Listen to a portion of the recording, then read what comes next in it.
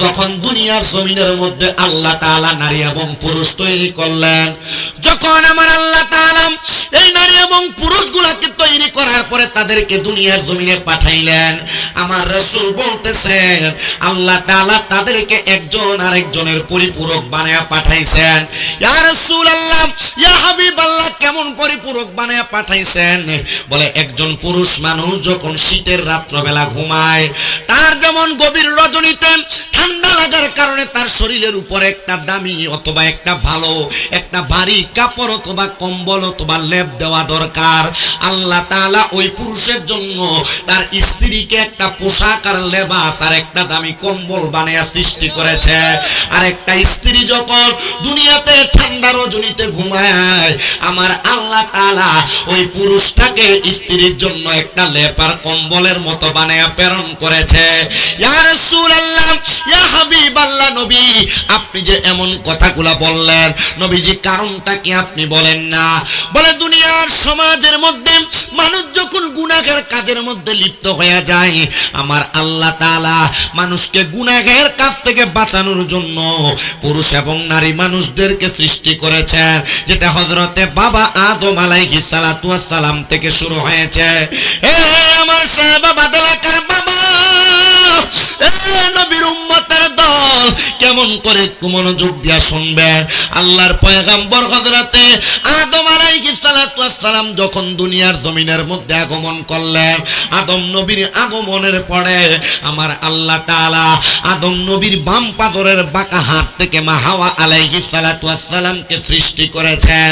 আর হযরতে হাওয়া আলাইহিস সালাতু ওয়াস সালামকে সৃষ্টি করার পর আমার আল্লাহ তাআলার প্যারা হাবিব হযরতে আদম আলাইহিস সালাতু ওয়াস সালাম যখন হযরতে মা হাওয়া আলাইহিস সালাতু ওয়াস সালামের শরীরের দিয়ে তার হাতটা বাড়ায়, আদম আলাইহিস সালাতু ওয়াস সালামকে আমার আল্লাহ তাআলা বলেছেন, বন্ধু আদম, আপনি আপনার স্ত্রীর শরীর মুবারকের মধ্যে আপনি যে স্পর্শ করবেন, আপনি এমনি স্পর্শ করতে পারবেন না।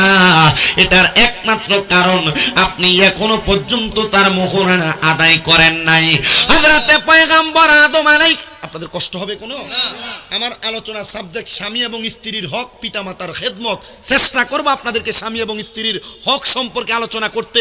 আমি জানি পর্দার আড়ালে আমার অনেক মা বোনেরা বয়ান শ্রবণ করতেছে, তবে আজকের ওয়াজের পরে বেরিয়ে তারা আমার ওয়াজ শুনতো না, বেড়াইতে আমার ওয়াজ শূন্য বক্তব্য। তবে মা বোনেরা যদি আমার এই ওয়াজ শুনে যদি আপনি আমলে কাজে লাগাইতে পারেন, ইনশাল্লাহ এই সাহেবাবাদ এলাকার কোনো মহিলারে জান্নাতে যাওয়া কেউ আটকাইতে পারবে না। জোরে পড়েন না। আমার আল্লাহর হাবিব হযরত আদম আলাইহিস সালাতু ওয়াস সালাম বলেন, আমার আল্লাহ তাআলা আদেশ করেছেন যখন আমি হযরতে হাওয়া আলাইহিস সালাতু ওয়াস সালামের শরীরের মধ্যে স্পর্শ করব, এমন টাইমে আমার আল্লাহ তাআলা জানায়া দেয়, ও হযরতে আদম আলাইহিস সালাতু ওয়াস সালাম, আপনি যদি মোহরানা আদায় না করেন, আপনি হাওয়া আলাইহিস সালাতু ওয়াস সালামকে স্পর্শ করতে পারবেন না। এ বাবা আদম, আপনি কেমন করে মোহরানা আদায় করেছেন আপনার কাছে আমি জানতে চাই। আমি তো আপনার সন্তান। আদম আলাইহিস সালাতু ওয়াস সালাম কত রকমের কথাই তো বললেন, কিন্তু আমার আল্লাহ তাআলা বলেছেন, আদম আপনি যখন জান্নাতের মধ্যে ছিলেন গো, জান্নাতের দরজার মধ্যে আর চৌকাঠের মধ্যে আপনি কি দেখেছেন? বলে আমি দেখেছি লা ইলাহা ইল্লাল্লাহ মুহাম্মাদুর রাসূলুল্লাহ সাল্লাল্লাহু আলাইহি ওয়াসাল্লাম।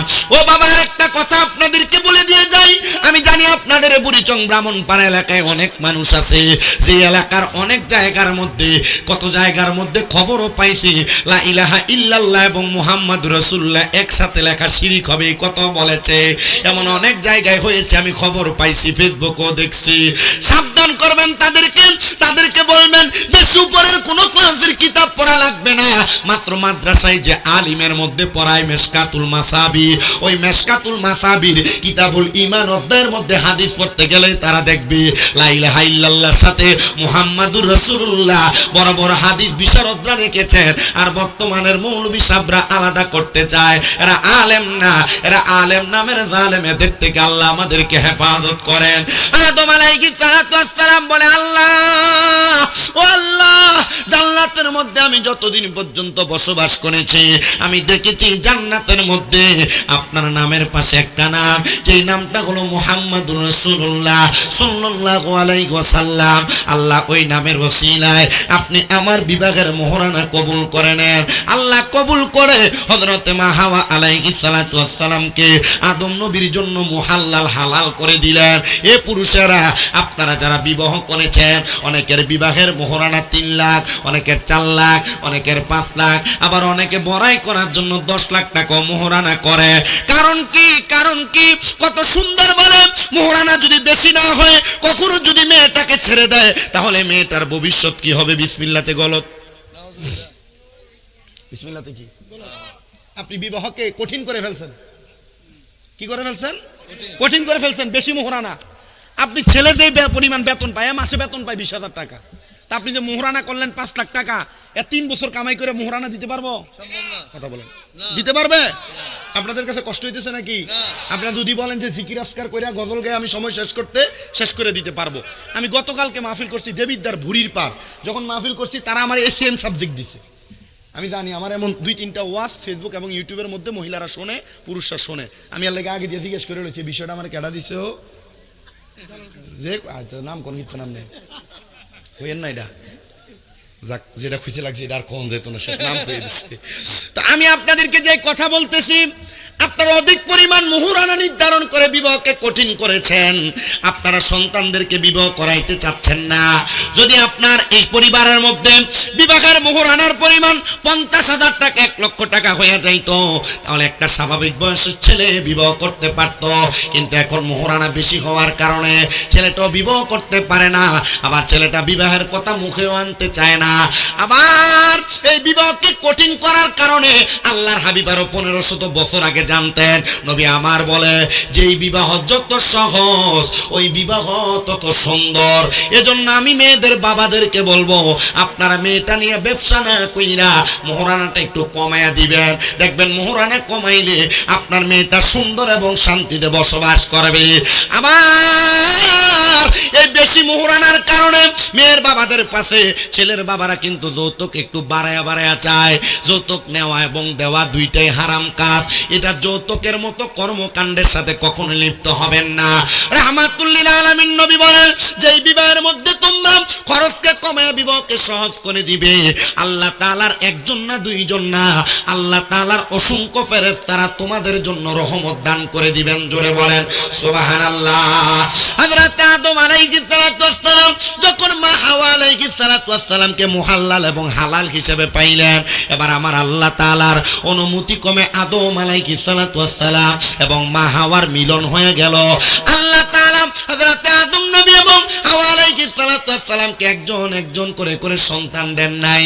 বর্তমান যমজ সন্তান যেমন হয়, আদম নবীর স্ত্রী মা হাওয়ার ঘরের মধ্য থেকে এমন ভাবে যমজ করে সন্তান জন্মগ্রহণ করত। একটা ছেলে সন্তান, একটা মেয়ে সন্তান। প্রথম ছেলের সাথে দ্বিতীয় মেয়ের সঙ্গে বিবাহ, আর দ্বিতীয় ছেলের সাথে প্রথম মেয়ের বিবাহ হয়তো আদম নবীর জামানার মধ্যে। ঠিক তেমন ভাবে বিবাহ বন্ধন হয়। কিন্তু হযরতে আদম পয়গম্বরের যখন প্রথম সন্তান এবং দ্বিতীয় সন্তানের বিবাহ হবে, তখন কিন্তু একটা দ্বন্দ্বের সৃষ্টি হয়েছিল। দ্বন্দ্বটা কোনো সাধারণ দ্বন্দ্ব নয় রে মুসলমান ইমানদার। আদম নবীর বড় সন্তান, যেই সন্তানটা দুনিয়ার জমিনের মধ্যে থাকা অবস্থায়, এই যে আমাদের সন্তান কালো এবং সুন্দর হয়, আল্লাহ তাআলা পৃথিবীর সৃষ্টি জগতের প্রথম থেকে সুন্দর এবং কালো সন্তান জন্ম দেওয়া নির্ধারণ করে রাখছেন। তো আদম আলাইহিস সালাতু ওয়াস সালামের কালো সন্তানটার ভাগে দ্বিতীয় কন্যা সন্তানটা সুন্দর সন্তান পড়ার কারণে তারা দুই ভাইয়ের মাঝে দ্বন্দ্ব সৃষ্টি হয়ে যায়। আর ওই দ্বন্দ্বের মাধ্যমে আমার আল্লাহ তাআলা ওই দুই ভাইয়ের দুইটা কোরবানির মাধ্যমে আল্লাহ তাআলা তাদের বিবাহগুলা কবুল করতে চাইছে। কিন্তু এই কবুলগুলা যখন আল্লাহ করলেন, তারা দুই ভাইয়ের মধ্যে দ্বন্দ্ব যে সৃষ্টি হয়ে গেল। এক ভাই আর এক ভাইকে কতল করে ফেলেছে অথবা আঘাতপ্রাপ্ত করেছে। কিন্তু ওই ভাইটাকে কতল আর আঘাতপ্রাপ্ত করার পরে ওই ভাইটাকে দুনিয়ার জমিনের মধ্যে থাকা অবস্থায় দাফন করতে চায় নাই। এই যে আপনারা মাটির নিচে দাফন করেন, আল্লাহ তাআলা কুদরতি ভাবে তখন দুনিয়াতে কাক সৃষ্টি করেছে। একটা কাক আইসা, কেউ বলেন সিল পাখি আইসা, ওই মরুভূমির মাটিকে খোদাই করে ওই লাশটার উপরে মাটি দেওয়া শুরু করে দিলেন। তখন থেকে বিবাহের ধারাবাহিকতা এক এক করে চলে আসতেছে। ঠিক তেমন ভাবে আমার নবী রাহমাতুল লিল আলামিন নবী দুনিয়ার জমিনের আল্লাহ তাআলার পেয়ারা হাবিব যখন আগমন করবে তার আগে ওনার আব্বা জান হযরতে খাজা আব্দুল্লাহ তিনি বিবাহ করবেন। তিনার বিবাহের প্রাপ্ত বয়স যখন হয়ে যায়, খাজা আব্দুল্লাহ মক্কাতুল মুকাররমার রাস্তায় রাস্তায় যখন হাঁটতেন চলাফেরা করতেন, মক্কাতুল মুকাররমার ধনী ধনী ব্যক্তির কন্যা সন্তানরা হযরত খাজা আব্দুল্লাহকে বিবাহের প্রস্তাব প্রদান করতেন। এ খাজা আব্দুল্লাহ, আপনি আপনার আব্বাজানের সর্বকনিষ্ঠ সন্তান, ছোট সন্তান, কিন্তু আপনার চেহারা বড় মায়ার, আপনার চেহারা বড় নুরানি, আমরা চাই আপনাকে বিবাহ করার জন্য। হযরতে খাজা আব্দুল্লাহ উনি রওনা করে চলে গেলেন মক্কাতুল মুকাররমার হাতিমে কাবার মধ্যে। যারা হজ করেছেন আপনারা হাতিমে কাবা চিনেন। কাবা শরীফের পাশে এমন গোল করে ব্যারিকেড দেওয়া একটা জায়গা আছে, যে জায়গার নাম হলো হাতিমে কাবা। হযরতে আব্দুল্লাহ যখন ওই হাতিমে কাবার মধ্যে চলে গেলেন, হাতিমে কাবার কাছে যা দেখেন ওনার আব্বাজান নবীজির দাদা হযরত আব্দুল মুত্তালিব সেই জায়গার মধ্যে হেলান দিয়ে আছেন আসরের নামাজের পরবর্তী সময়। এমন টাইমে হযরত আব্দুল্লাহ ডাক দিয়ে বলেন, আব্বাজান, মক্কাতুল মুকাররমার কন্যারা আমাকে বড় ডিস্টার্ব করে, আমারে বড় জ্বালাতন করে। আমার আব্বাজান আমারে জবাব দিলেন, হে আমার সন্তান, কারণ কি? বলে তারা আমারে নেকাহ করতে চায়, বিবাহ করতে চায়। হযরতে আব্দুল মুত্তালিব বলেন, আমার সন্তানকে তো স্বাভাবিকভাবে বিবাহ সম্পাদন করানো যাবে না, কারণ তাওরাত কিতাবের মধ্যে আর ইনজিল কিতাবের মধ্যে আমার সন্তানের বিবাহের কথা লিপিবদ্ধ আছে। আমার সন্তান এমন একজন মহিলার সঙ্গে বিবাহ বন্ধনে আবদ্ধ হবে, যেই মহিলাটার রেহেমের মধ্য থেকে আখিরি জামানার পয়গম্বর মুহাম্মাদুর রাসূলুল্লাহ সাল্লাল্লাহু আলাইহি ওয়াসাল্লাম আগমন করবে। জোরে পড়েন সুবহান। আমার মুসলমান ইমানদার, এ নবীর উম্মতের দল, যখন আমার নবীর আব্বাজানের বিবাহের কথা ওনার আব্বাজান চিন্তা করলেন, হযরতে আব্দুল মুত্তালিব বলেন, আমি আমার সন্তানকে বিদায় দিয়া আমি মক্কার ঘরের সামনে বসে বসে চিন্তা করতে লাগলাম। আপনারা বলেন, সকল রকমের চিন্তা এবং টেনশন থেকে উদ্ধার করতে পারে একজন, তিনি কি? ওই আল্লাহ কেমনে উদ্ধার করে? এমন টাইমে হযরতে আব্দুল মুত্তালিবের সামনে ওনার একজন খাস দোস্ত ছিল, যার নাম হযরতে ওহাব যুহরি আগমন করলেন। আয়েশা ডাক দিয়া বলেন, দোস্ত গো, আপনি কেন এমন ভাবে হতাশাগ্রস্ত দেখা যায় কেন? আপনার মুখের মধ্যে, কপালের মধ্যে ফসিনা, চিকন চিকন ঘাম দেখা যায়। হযরতে আব্দুল মুত্তালিব বলেন, ওগো ওহাব যুহরি, আমি চিন্তা করি আমার সন্তান আব্দুল্লাহর নিয়ে তার বিবাহের জন্য। বলে কারণ কি? বলে আমার সন্তান প্রাপ্ত বয়স্ক, তার বিবাহ দেওয়া লাগবে। এ শাহবাবাদ এলাকার বাবারা, আপনাদের যাদের সন্তান আছে, ওই সন্তানকে এখনো পর্যন্ত যারা বিবাহ করার নাই, আপনি চিন্তা করতেছেন ছেলে কামাই করে না, খাওয়াইবো কি, নিজের পায়ে এখনো দাঁড়ায় নাই, এই চিন্তা আপনি বরদাস্ত কেন করতেছেন? আমার বুঝে আসে না। মনে রাখবেন, আপনি আপনার সন্তানকে প্রাপ্তবয়স্ক হওয়ার পরেও যদি বিবাহ না করান, ওই সন্তান যদি কোনো মেয়ের সঙ্গে অবৈধ সম্পর্কের মধ্যে লিপ্ত হয়ে যায়, সে জিনা করার কারণে, অবৈধ সম্পর্ক হওয়ার কারণে যে গুনাহগুলা করবে, ওই গুনাহগুলা আপনি বাবার আমলনামায় লেখা হবে। আপনার মেয়ে প্রাপ্তবয়স্ক, আপনি এখনো আপনার মেয়েটার বিবাহ দেন না, যদি আপনার মেয়েটা এমন কোনো অবৈধ সম্পর্কের মধ্যে লিপ্ত হয়ে যায়, তাহলে এটার কারণে আপনার মেয়ে যেই গুনাহগুলা করবে, ওই গুনার স্থানে গুনার বদ গুনাহগুলা আপনার আমলনামার মধ্যে লিপিবদ্ধ করা হবে। এই জন্য সন্তান কি চাকরি করে, কি কাজ করে দেখার দরকার নাই। আপনি চিন্তা করেন, ভালো কাম না পাইলে ভালো করে বিবাহ করানো যাবে না। না না না, এমন চিন্তা নয়। আপনার সন্তান যেমন উপযুক্ত, তার শ্বশুর বাড়িটা আপনি তেমন উপযুক্ত দেখবেন, এটা দেখে আপনি বিবাহ করাবেন। আর যদি আপনি তালাশ করেন, আপনার সন্তান মাসে 20,000 কামাই করে, মাইয়ার বাপে বিদেশে 2-3 লাখ টাকা কামাই করে, যখন আপনি বিবাহ করাবেন, তখন ওই মাইয়ার সঙ্গে কুফু মিলে বিবাহ না হওয়ার কারণে কয়দিন পরে দেখবেন মাইয়া তার জামাইরে তুই তুকারি করে শব্দ করে, কয়দিন পরে দেখবেন আপনি শ্বশুরকে ওই মেয়ে দাম দেয় না। এই জন্য যখন বিবাহ করাবেন, সমানে সমানে, নচেত নিজের থেকে সামান্য কম পরিমাণ সাধ্য মোতাবেক বিবাহ করাবেন। এই কথাগুলো আপনাদেরকে বলার কারণ হলো, এগুলা মিলে না বিদায় বর্তমান দেখেন ডিভোর্সের পরিমাণ বড় বেশি। আমার কাছে কিন্তু অ্যাডভোকেট এইয়া কই ভাইয়া, ফারুক ভাই আছে, খবর নিয়ে দেখেন, কুমিল্লা বলেন আর যে কোনো কোর্টের দিকে বলেন, বিবাহের চাইতে বিবাহ বিচ্ছেদের অবস্থা কিন্তু বেশি চলে। কি ভাই সাহেব? বিবাহ বিচ্ছেদ বেশি চলে একমাত্র কোরআন হাদিস যাচাই করে বিবাহ সম্পূর্ণ না করার কারণে।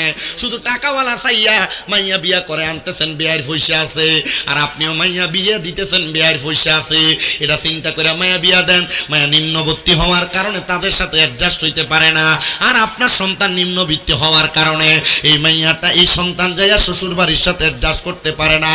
তখন কি হয়? কথা কন না, বিবাহ বিচ্ছেদ হয়ে যায়। যদি আপনাদের কষ্ট হয় একটু মনোযোগ দিয়ে শোনেন। আল্লাহর হাবিবের আব্বাজান হযরত আব্দুল্লাহর বিবাহের ব্যাপারে আব্দুল মুত্তালিবের কাছে প্রস্তাব দেই, এ দোস্ত আমার, আপনার পরিবার, আপনার বংশ আমার বংশ এক হইতে পারে, কিন্তু অর্থের দিক থেকে আমরা সমান সমান। আপনার কাছে আমার একটা আবদার, আপনি চাইলে আমার কন্যার সঙ্গে আপনার সন্তানের বিবাহ বন্ধন করাইতে পারেন। তাদের যেমন কথা তেমন কাজ, সুন্দর করে হযরত খাজা আব্দুল্লাহর বিবাহ হয়ে যায়। খাজা আব্দুল্লাহ বলে, আমি বিবাহ করার পরে আমার স্ত্রীকে মোহরানা সৌরভ আমি সাধারণ কোনো কিছু দেই নাই, আমি আমার স্ত্রীকে একটা পাটি দান করেছি, একটা বালিশ দান করেছি, একটা বালিশের সাথে তার জন্য আমি গলা বন, কান বন, নাক বন, হাত বন দান করেছি। এগুলো আমি মোহরানা হিসেবে দান করেছি। দেওয়ার পর তাদের যখন বিবাহ সম্পাদন হয়ে যায়, হযরত খাজা আব্দুল্লাহ বলেন, আমি যখন আমার বাসর ঘরে প্রবেশ করেছি, পরবর্তী সময় আমি আমার ঘর থেকে যখন সকালবেলা বের হয়ে যায়, মক্কার মেয়েরা আমার সামনে দিয়ে হেঁটে যায়, তারা আমার দিকে একবারও ফিরে তাকান না। কারণটা কি গো মক্কার মহিলারা, কেন তাকাও না? আমি এই কথা তাদেরকে না বইলা আমার আব্বাজান আব্দুল মুত্তালিবের কাছে প্রশ্ন করলাম, ওগো আমার আব্বাজান, মক্কার মেয়েরা তো আর আমার বিবাহের কথা বলে না। খাজা আব্দুল মুত্তালিব বলে, এ আব্দুল্লাহ, মক্কার মেয়েরা তোমার পাগল ছিল না, মক্কার মেয়েরা তোমার পেশানির মধ্যে, তোমার কপালের মধ্যে যেই নূরে মুহাম্মদী ছিল, এই নূরে মুহাম্মদীর পাগল ছিল। জোরে পড়েন সুবহানাল্লাহ। হযরত আব্দুল মুত্তালিবের জবাব শুনিলাম, উনি বলেন, আমি প্রশ্ন করলাম, গো আব্বাজান, এই নূরে মুহাম্মদী আমার পেশানি থেকে কোথায় চলে গেল? বলে, আমার আল্লাহ তাআলা জানিয়ে দিয়েছিলেন এই নূরে মুহাম্মদীটা এমনে এমনে যাবে না, এমনে এমনে যাবে না। তুমি যখন তোমার মনোরম বাসর ঘরের মধ্যে প্রবেশ করবা আর হযরতে আমেনার কপালের মধ্যে চুম্বন করবা, হযরত আমেনা তোমার কপালের মধ্যে চুম্বন করবে, তোমাদের নূরে মুহাম্মদীটা একবারে ট্রান্সফার হয়ে একজন থেকে আরেকজনের কাছে চলে যাবে। এমন ভাবে বিবাহ বন্ধনের ট্রান্সফারিং হয়ে গেছে। আমার নবী রাহমাতুল লিল আলামিন নবী মা আমেনার গর্ভেও চলে আসছেন। মা আমেনার গর্ভ থেকে আমার নবী যখন দুনিয়াতে আগমন করলেন, নবীর আগমনের পরে নবীর বিবাহ। আমি আপনাদের কাছে আগে বিবাহ বন্ধনের ধারাবাহিকতাটা একটু বলি, তারপর আমি স্বামী স্ত্রীর হকের কথাটা বলে দিব। একটু মনোযোগ দিয়ে শুনবেন। আল্লাহর হাবিবের 5টা হাদিস থেকে আপনারা স্বামী স্ত্রীর হকের ব্যাপারে জানা নেবেন। যারা বউ মারে, আজ এই মহিলারা স্বামীরে তুইটাই করে শব্দ করে, দেখবেন আজকের ওয়াজের পরে আমি বিশ্বাস রাখি কোনোদিন এমন কথা হবে না। স্বামীরে কোনোদিন কোনো মহিলা তুই শব্দ ব্যবহার করবে না, আর কোন স্বামী কোনোদিন তার স্ত্রীকে তার মা বাবার নাম তুলে গালি দিবে না। আমার নবী বিবাহ করবেন, নবীজির বিবাহের প্রথম অবস্থা আম্মাজান খাদিজাতুল কুবরা আমার নবীকে বিবাহের প্রথম প্রস্তাব প্রদান করেছেন। নবী আমার বিবাহ করেছেন, কিন্তু আম্মাজান খাদিজাতুল কুবরাকে বিবাহ করার পরবর্তী সময় আমার নবীজির এক এক করে প্রতিটা বিবাহের মধ্যে আমার নবীজি মোহরানার হক হিসাবে অল্প কিছু দেরহাম প্রদান করেছিলেন। রাহমাতুল লিল আলামিন নবীর এই দেরহামগুলো প্রদান করার পরবর্তীতে আমার নবীজির কলিজার টুকরা 3 জন কন্যার মধ্য থেকে একজন কন্যা হযরতে মা ফাতেমাতুজ জাহরা রাদিয়াল্লাহু তাআলা আনহা, ওনার বিবাহ হয়ে যাবে। ওনার বিবাহটা আল্লাহ তাআলা হযরতে আলী কাররামাল্লাহু ওয়াজহুর সাথে সুন্দর করে নির্ধারণ করেছিলেন। কিন্তু আম্মাজান ফাতেমার বিবাহের পূর্ববর্তী মুহূর্তে বড় সুন্দর একটা খেলা হয়েছিল, বড় সুন্দর একটা আজব ঘটনা হয়েছিল। কেমন সুন্দর শুনেন একটু মনোযোগ দিয়ে। নবীজির কন্যা সন্তান খাতুনে জান্নাতকে বিবাহ করার জন্য যখন চারদিক থেকে প্রস্তাব আসে, রাহমাতুল লিল আলামিন নবীজি তখন ওই প্রস্তাবকে প্রত্যাখ্যান করে নাই, কারণ আমার নবী সাহাবায়ে কেরামের মনে কষ্ট যাবে। নবী আমার ডাক দিয়ে বলে, জগতের মানুষ তোমরা শুনো, আমি নবী আমার সব সাহাবায়ে কেরামকে বললাম, তোমরা যে আমার সম্মুখে আইসা পবিত্র কোরআনুল কারীমকে প্রথম থেকে শেষ পর্যন্ত খতম করতে পারবা, আমি নবীর কন্যা খাতুনে জান্নাত ফাতেমাকে তার কাছে বিবাহ দেওয়া হবে। আমি নবীজির এই কথা মোতাবেক সব সাহাবায়ে কেরাম আসছে, কিন্তু একজন সাহাবী আসতে দেরি হয়ে গেছে, যার নাম হযরতে আলী রাদিয়াল্লাহু তাআলা আনহু। তিনি যখন আগমন করলেন, আগমন করার সাথে সাথে আমার নবীজির এই কথা যখন হযরত আলী রাদিয়াল্লাহু তাআলা আনহু শুনলেন, উনি হঠাৎ করে হাত তুলে বললেন, ইয়া রাসূলুল্লাহ, আমার কোরআনুল কারীমের প্রথম থেকে শেষ পর্যন্ত খতম হয়ে গেছে। সব সাহাবায়ে কেরাম অবাক হয়ে গেলেন, হে আলী রাদিয়াল্লাহু তাআলা আনহু, আপনি কেমন করে এত তাড়াতাড়ি কোরআনুল কারীমের খতম সম্পূর্ণ করলেন? ইয়া রাসূলুল্লাহ, আপনি একদিন বলেছেন সূরা ফাতিহার পরবর্তীতে তিনবার যদি কোনো মানুষ সূরা ইখলাস তেলাওয়াত করে, তার আমলনামার মধ্যে এক খতম কোরআনুল কারীম তেলাওয়াতের সওয়াব নির্ধারণ হয়ে যাবে। এজন্য আমি বলেছি কোরআনুল কারীম খতম হয়ে গেছে। আমার নবী রাহমাতুল লিল আলামিন নবী এই হিকমতের কারণে হযরত আলী রাদিয়াল্লাহু তাআলা আনহুর কাছে নবীজি কন্যা সন্তানকে বিবাহ দিয়েছেন। যখন বিবাহ সম্পূর্ণ হয়ে যায়, হযরত আলী কাররামাল্লাহু ওয়াজহু বলেন, ওই বিবাহের জন্য আমার কাছে কোনো মোহরানা দেওয়ার মতো অর্থ ছিল না। এমন টাইমে হযরত আলী রাদিয়াল্লাহু তাআলা আনহুরে আমার নবী রাহমাতুল লিল আলামিন নবী ইসলামের তৃতীয় খলিফা হযরত ওসমান জিন নূরাইন রাদিয়াল্লাহু তাআলা আনহু ওনার হাতের তরবারিটা হাদিয়া হিসেবে দিয়ে দিয়েছেন। বলেন সুবহানাল্লাহ। আলী রাদিয়াল্লাহু তাআলা আনহু হযরত ওসমান জিন নূরাইনের হাতের তরবারিটা নিয়ে উনি ওই তরবারিটা বাজারে বিক্রি করে বিবাহের মাল সামানগুলা ক্রয় করেছেন, আর এগুলা খাতুনে জান্নাত ফাতেমাকে তার মোহরানার হক হিসেবে আদায় করেছেন। ও বন্ধু, শুধু মোহরানার হক হিসেবে আদায় করেন নাই, আমার নবী বলেন, আমার খাতুনে জান্নাত ফাতেমার বিবাহের মধ্যে আমার নবীজি ওনার কন্যাকে একটা দুইটা না 11টা আইটেম হাদিয়া হিসেবে দান করেছেন। জোরে বলেন সুবহানাল্লাহ। এ মুসলমানেরা শোনো, একটু মনোযোগ লাগায়া। এবার খাতুনে জান্নাত ফাতেমাতুজ জাহরা আর ইসলামের চতুর্থ খলিফা মাওলা আলীর সংসার থেকে এবার আপনাদের শিক্ষা হবে। রাহমাতুল লিল আলামিন নবীজি কখনো খাতুনে জান্নাতের মন বেজার দেখতে পছন্দ করতেন না, আবার আলী রাদিয়াল্লাহু তাআলা আনহুর মন বেজারও পছন্দ করতেন না।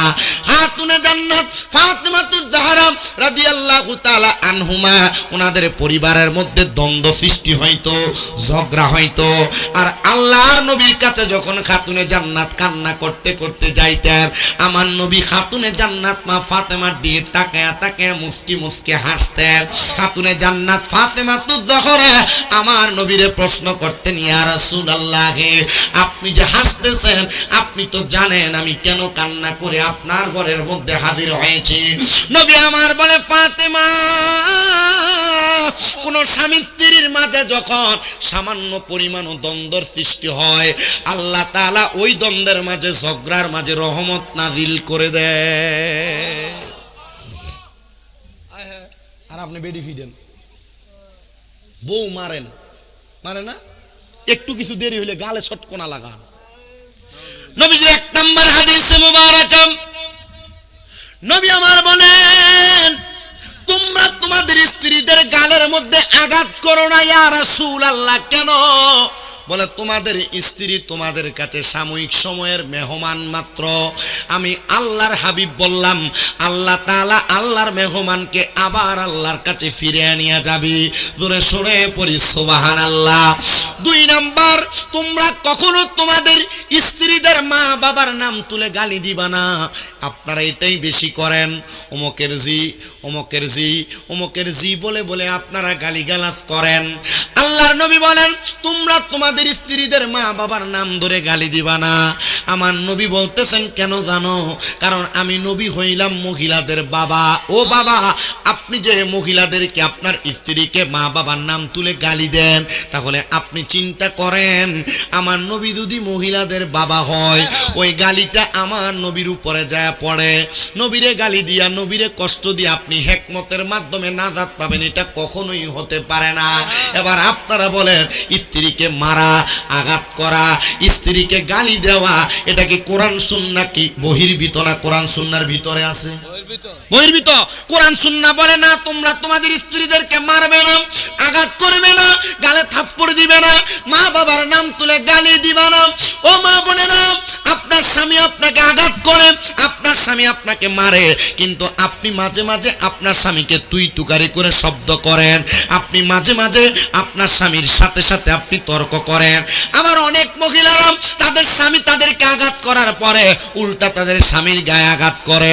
আবার বর্তমান যুগের মহিলা যদি হয়, আঘাত করা লাগে না, রাত্রেবেলা ঘুমানোর সময় বিছানা আলাদা করে শুয়ে থাকে, অন্যদিকে ফিরা শুয়ে থাকে, মাঝখানে কোলবালিশ ব্যবহার করে, মাঝখানে সন্তান ব্যবহার করে। আরে অন্য সময় স্বামী স্ত্রী দুইজন একসাথে শুইতেন, সন্তানকে এক সাইডে রাখতেন, কিন্তু সন্তানকে মাঝখানে দিয়ে দেয়। মা বোনের একটু মনোযোগ দিয়ে শুনবা, তুমি তোমার স্বামীর সাথে যত রকমের ঝগড়া করো না কেন, আল্লাহর নবীর 3 নম্বর হাদিস, নবী আমার বলতেছেন উম্মত যখন কোন স্বামী স্ত্রী ঘুমাইবে, তারা যেন ঘুমানোর সময় একটা বালিশের মধ্যে দুইজন ঘুমায়। এক বালিশে কয়জন? আস্তে কয়, জোরে কোন না কয়জন? এক বালিশের মধ্যে যেন দুইজন ঘুমায়।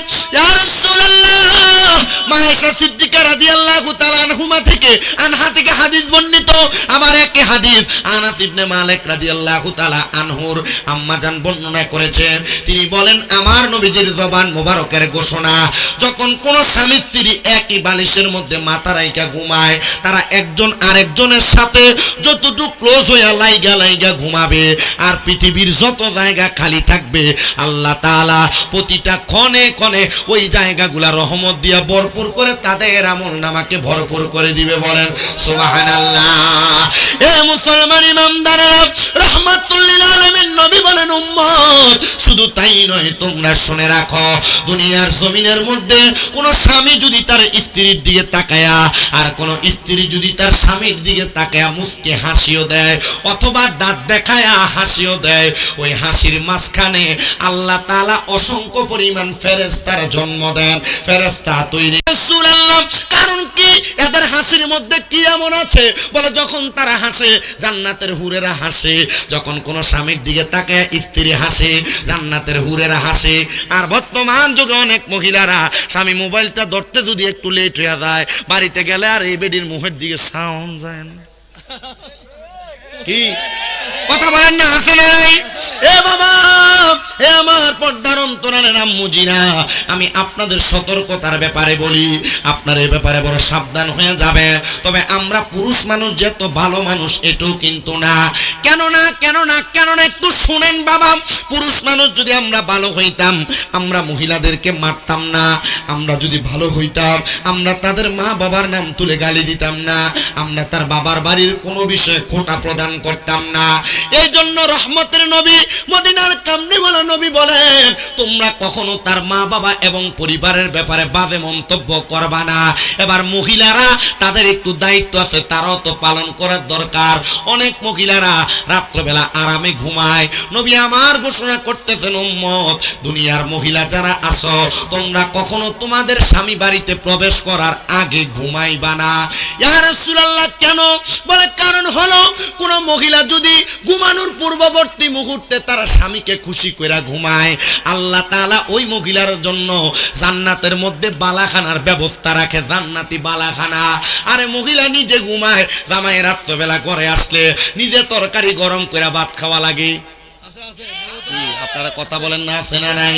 আমি জানি না এই শাহবাবাদ এলাকার মানুষ আমার কথাগুলা কেমন শুনবেন, কেমন মানবেন।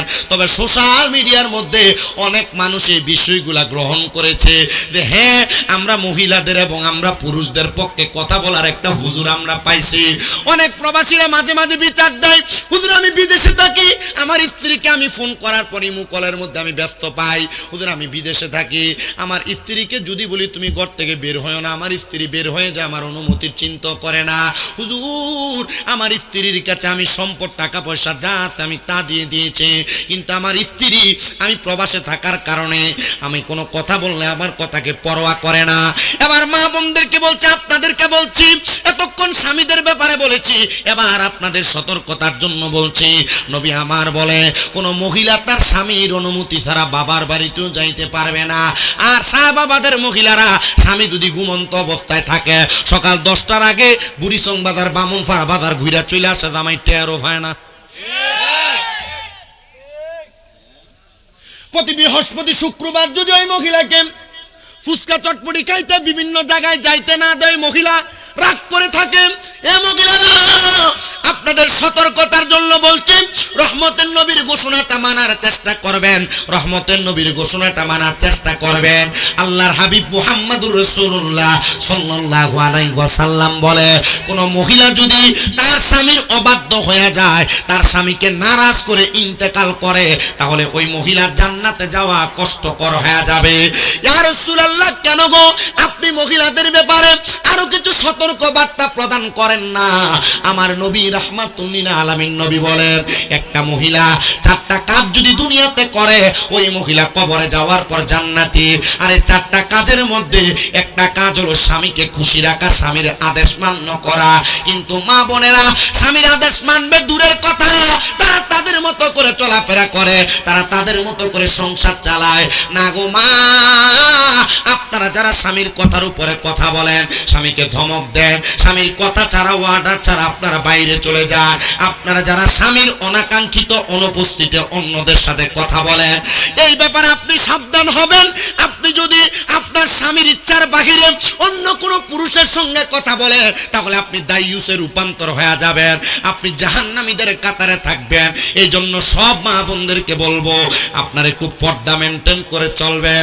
যদি পর্দা মেনটেন করে চলে, তাহলে কোনোদিন ওই পরিবারে অশান্তি আসবে কিনা সন্দেহ আছে। এজন্য আল্লাহ কোরআনুল কারীমের মধ্যে ঘোষণা করে দিয়েছে, ওয়াকরনা ফি বুয়ুতিকুন্না ওয়ালা তাবাররুজনা তাবাররুজাল জাহিলিয়াতিল উলা। তোমরা তোমাদের নারীদেরকে জাহিলিয়া যুগের মহিলাদের মতো বের হতে দিও না।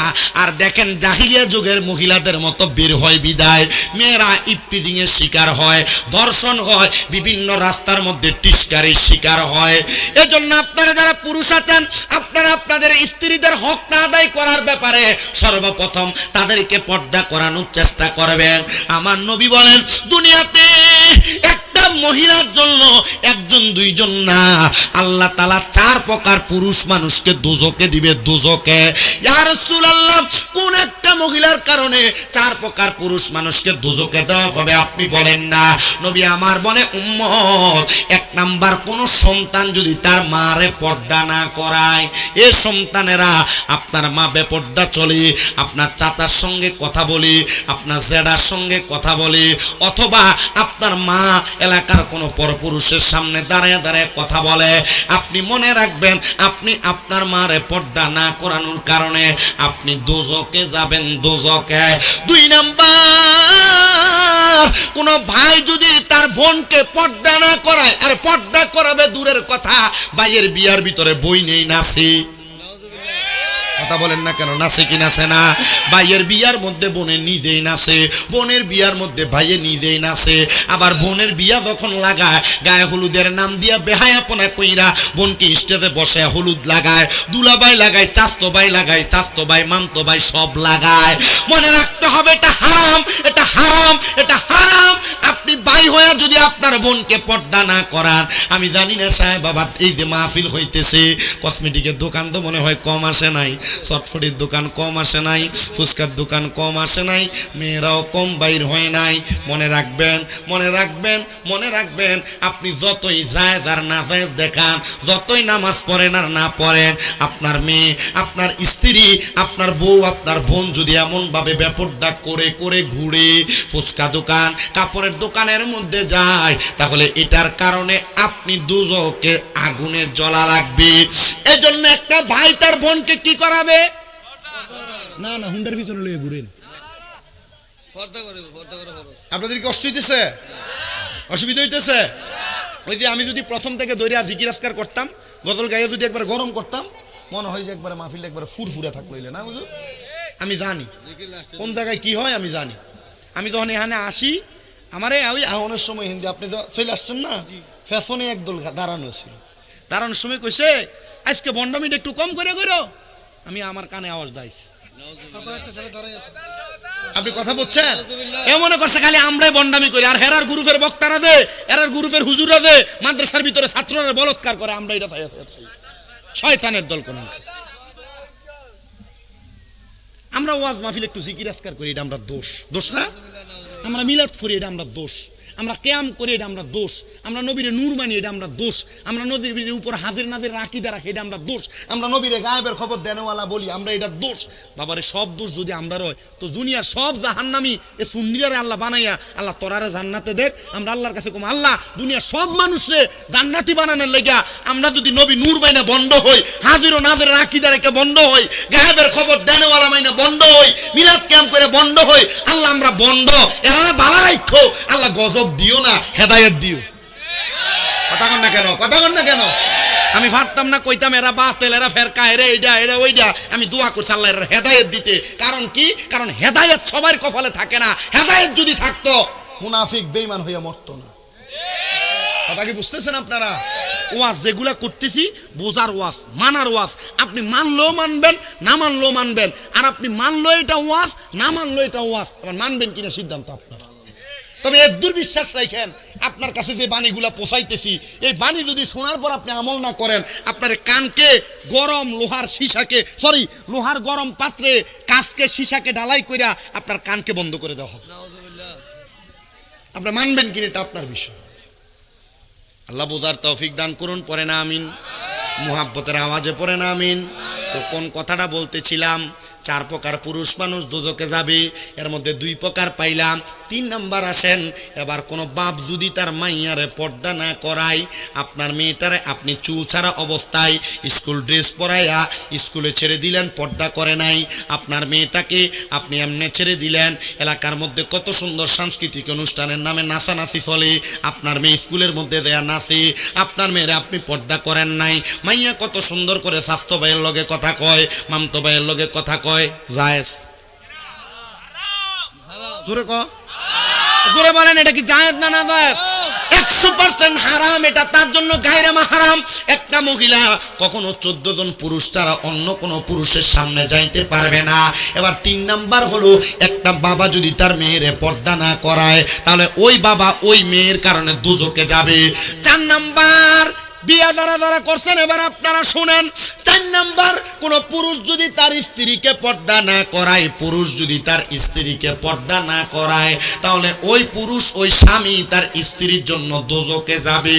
আপনি আপনার বউরে পর্দা করাবেন কিনা এটা আপনার বিষয়। আরে পর্দা করাবে দূরের কথা, জামাই নিজে আদেশ করে, হ্যাঁ হ্যাঁ আপনি আমার এত সুন্দর স্ত্রী, আপনি আপনার দেবরকে ছোট ভাই মনে করে ভাতটি একটু বাইরে দেন।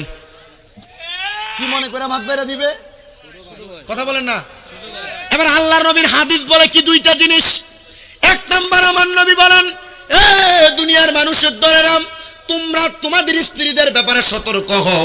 একটা স্ত্রীর জন্য তার দেবর হলো কাল সাপের মতো, কাল সাপের মতো। আর একটা হাদিসে মুবারাকার মধ্যে নবী আমার বলে, একটা স্ত্রীর জন্য তার দেবর হলো মৃত্যু সমতুল্য।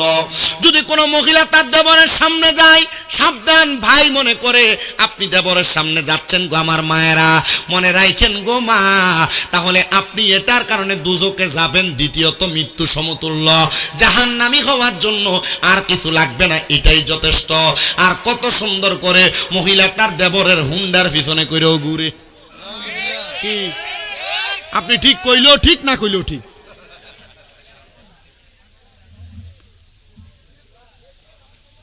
আমি যে মাইক ধরছি 1 ঘন্টার উপর হয়েছে না, 1 ঘন্টা 11 মিনিট চলে, বেশি চলে, 1 মিনিট বেশি। কিন্তু আমি যে কথা বলতেছি আপনাদের কাছে কি কথাগুলো অগ্রহণযোগ্য মনে হচ্ছে? এই কথাগুলো যদি মানা হয়, মানলে পরিবার ঠিক হবে মনে হচ্ছে? আরেকটা ঘটনা শোনাবো। যারা অনেক মহিলারা চিন্তা করে, হুজুর আমি তো মোটামুটি পরিবার সুন্দর চালাই, কিন্তু আমার জামাইটা 2টা বিয়ে করে লেছে হুজুর, আমি আমার সংসারটা চালাইতে খুব একটা কষ্ট হয়ে যায় হুজুর, কেমনে চালাইতাম? বড় কষ্ট লাগে মনের ভিতরে, আছে না? বর্তমান যুগের মহিলারা দ্বিতীয় বিয়া জীবনও মানে না। কথা কয় না কেন? দ্বিতীয় বিয়া জীবনও মানে না। মহিলারা চিন্তা করে, আমার জামাইরে আমি আরেক বেটির কাছে বিয়ে দিতাম, আমার লগের 1 বেটা 2 বিয়ে করছে। কয় বিয়া? কথা কয় না, কয় বিয়া করছে? 2 বিয়া। এখন মাশাআল্লাহ এবারে সবসময় ছোট বউয়ের কাছে থাকে, তো এখন বড় বউ আর এবারে পায় না, পায় না বিদায় বড় বউ এখন বুদ্ধি করে সিস্টেম করছে যে এবারের কাছে বারবার কয়, তুমি চাইলে আরেকটা বিয়ে করতে পারো। এখন বেডি চিন্তা করছে, বিয়ে দিয়ে তার একটা করছে, তারা যদি আমি বিচার করতে পারছি না, আরেকটা বিয়ে করে দিয়ে তার মাথা আরেকটা টেনশন উড়িয়ে দিন। আচ্ছা যদি সামর্থ্য থাকে 2টা বিয়ে কি জায়েজ না না জায়েজ? আস্তে কয় দি আল্লাহ কোরআনুল কারিমে যখন বিয়ার কথা কইছে শুরুই করছে মাসনা ফুলাসা ও রুবা, প্রথম 2টা বিয়া, এরপর 3টা বিয়া, এরপর 4টা বিয়ার কথা কইছে আল্লাহ। মারহাবা কয় না, কিন্তু পরে দিয়ে কিন্তু কইছে যদি ইনসাফ না করতে পারো একটাই বালা, কথা কয় না, যদি ইনসাফ না করতে পারো একটাই বালা। ফারুক ভাই জোরে কয় না, নিয়ত আছে আরেকটা, জোরে কয় না, যদি ইনসাফ না করতে পারো কয়টাই বালা, আরো জোরে কর না, কয়টাই বালা। ইটা ওয়াজ, এটা তারা মন চিন্তা করতেছে, কই জানি যাইতেছে ওয়াজটা, আমরা মিলতাছেই না একবার হিসাবে।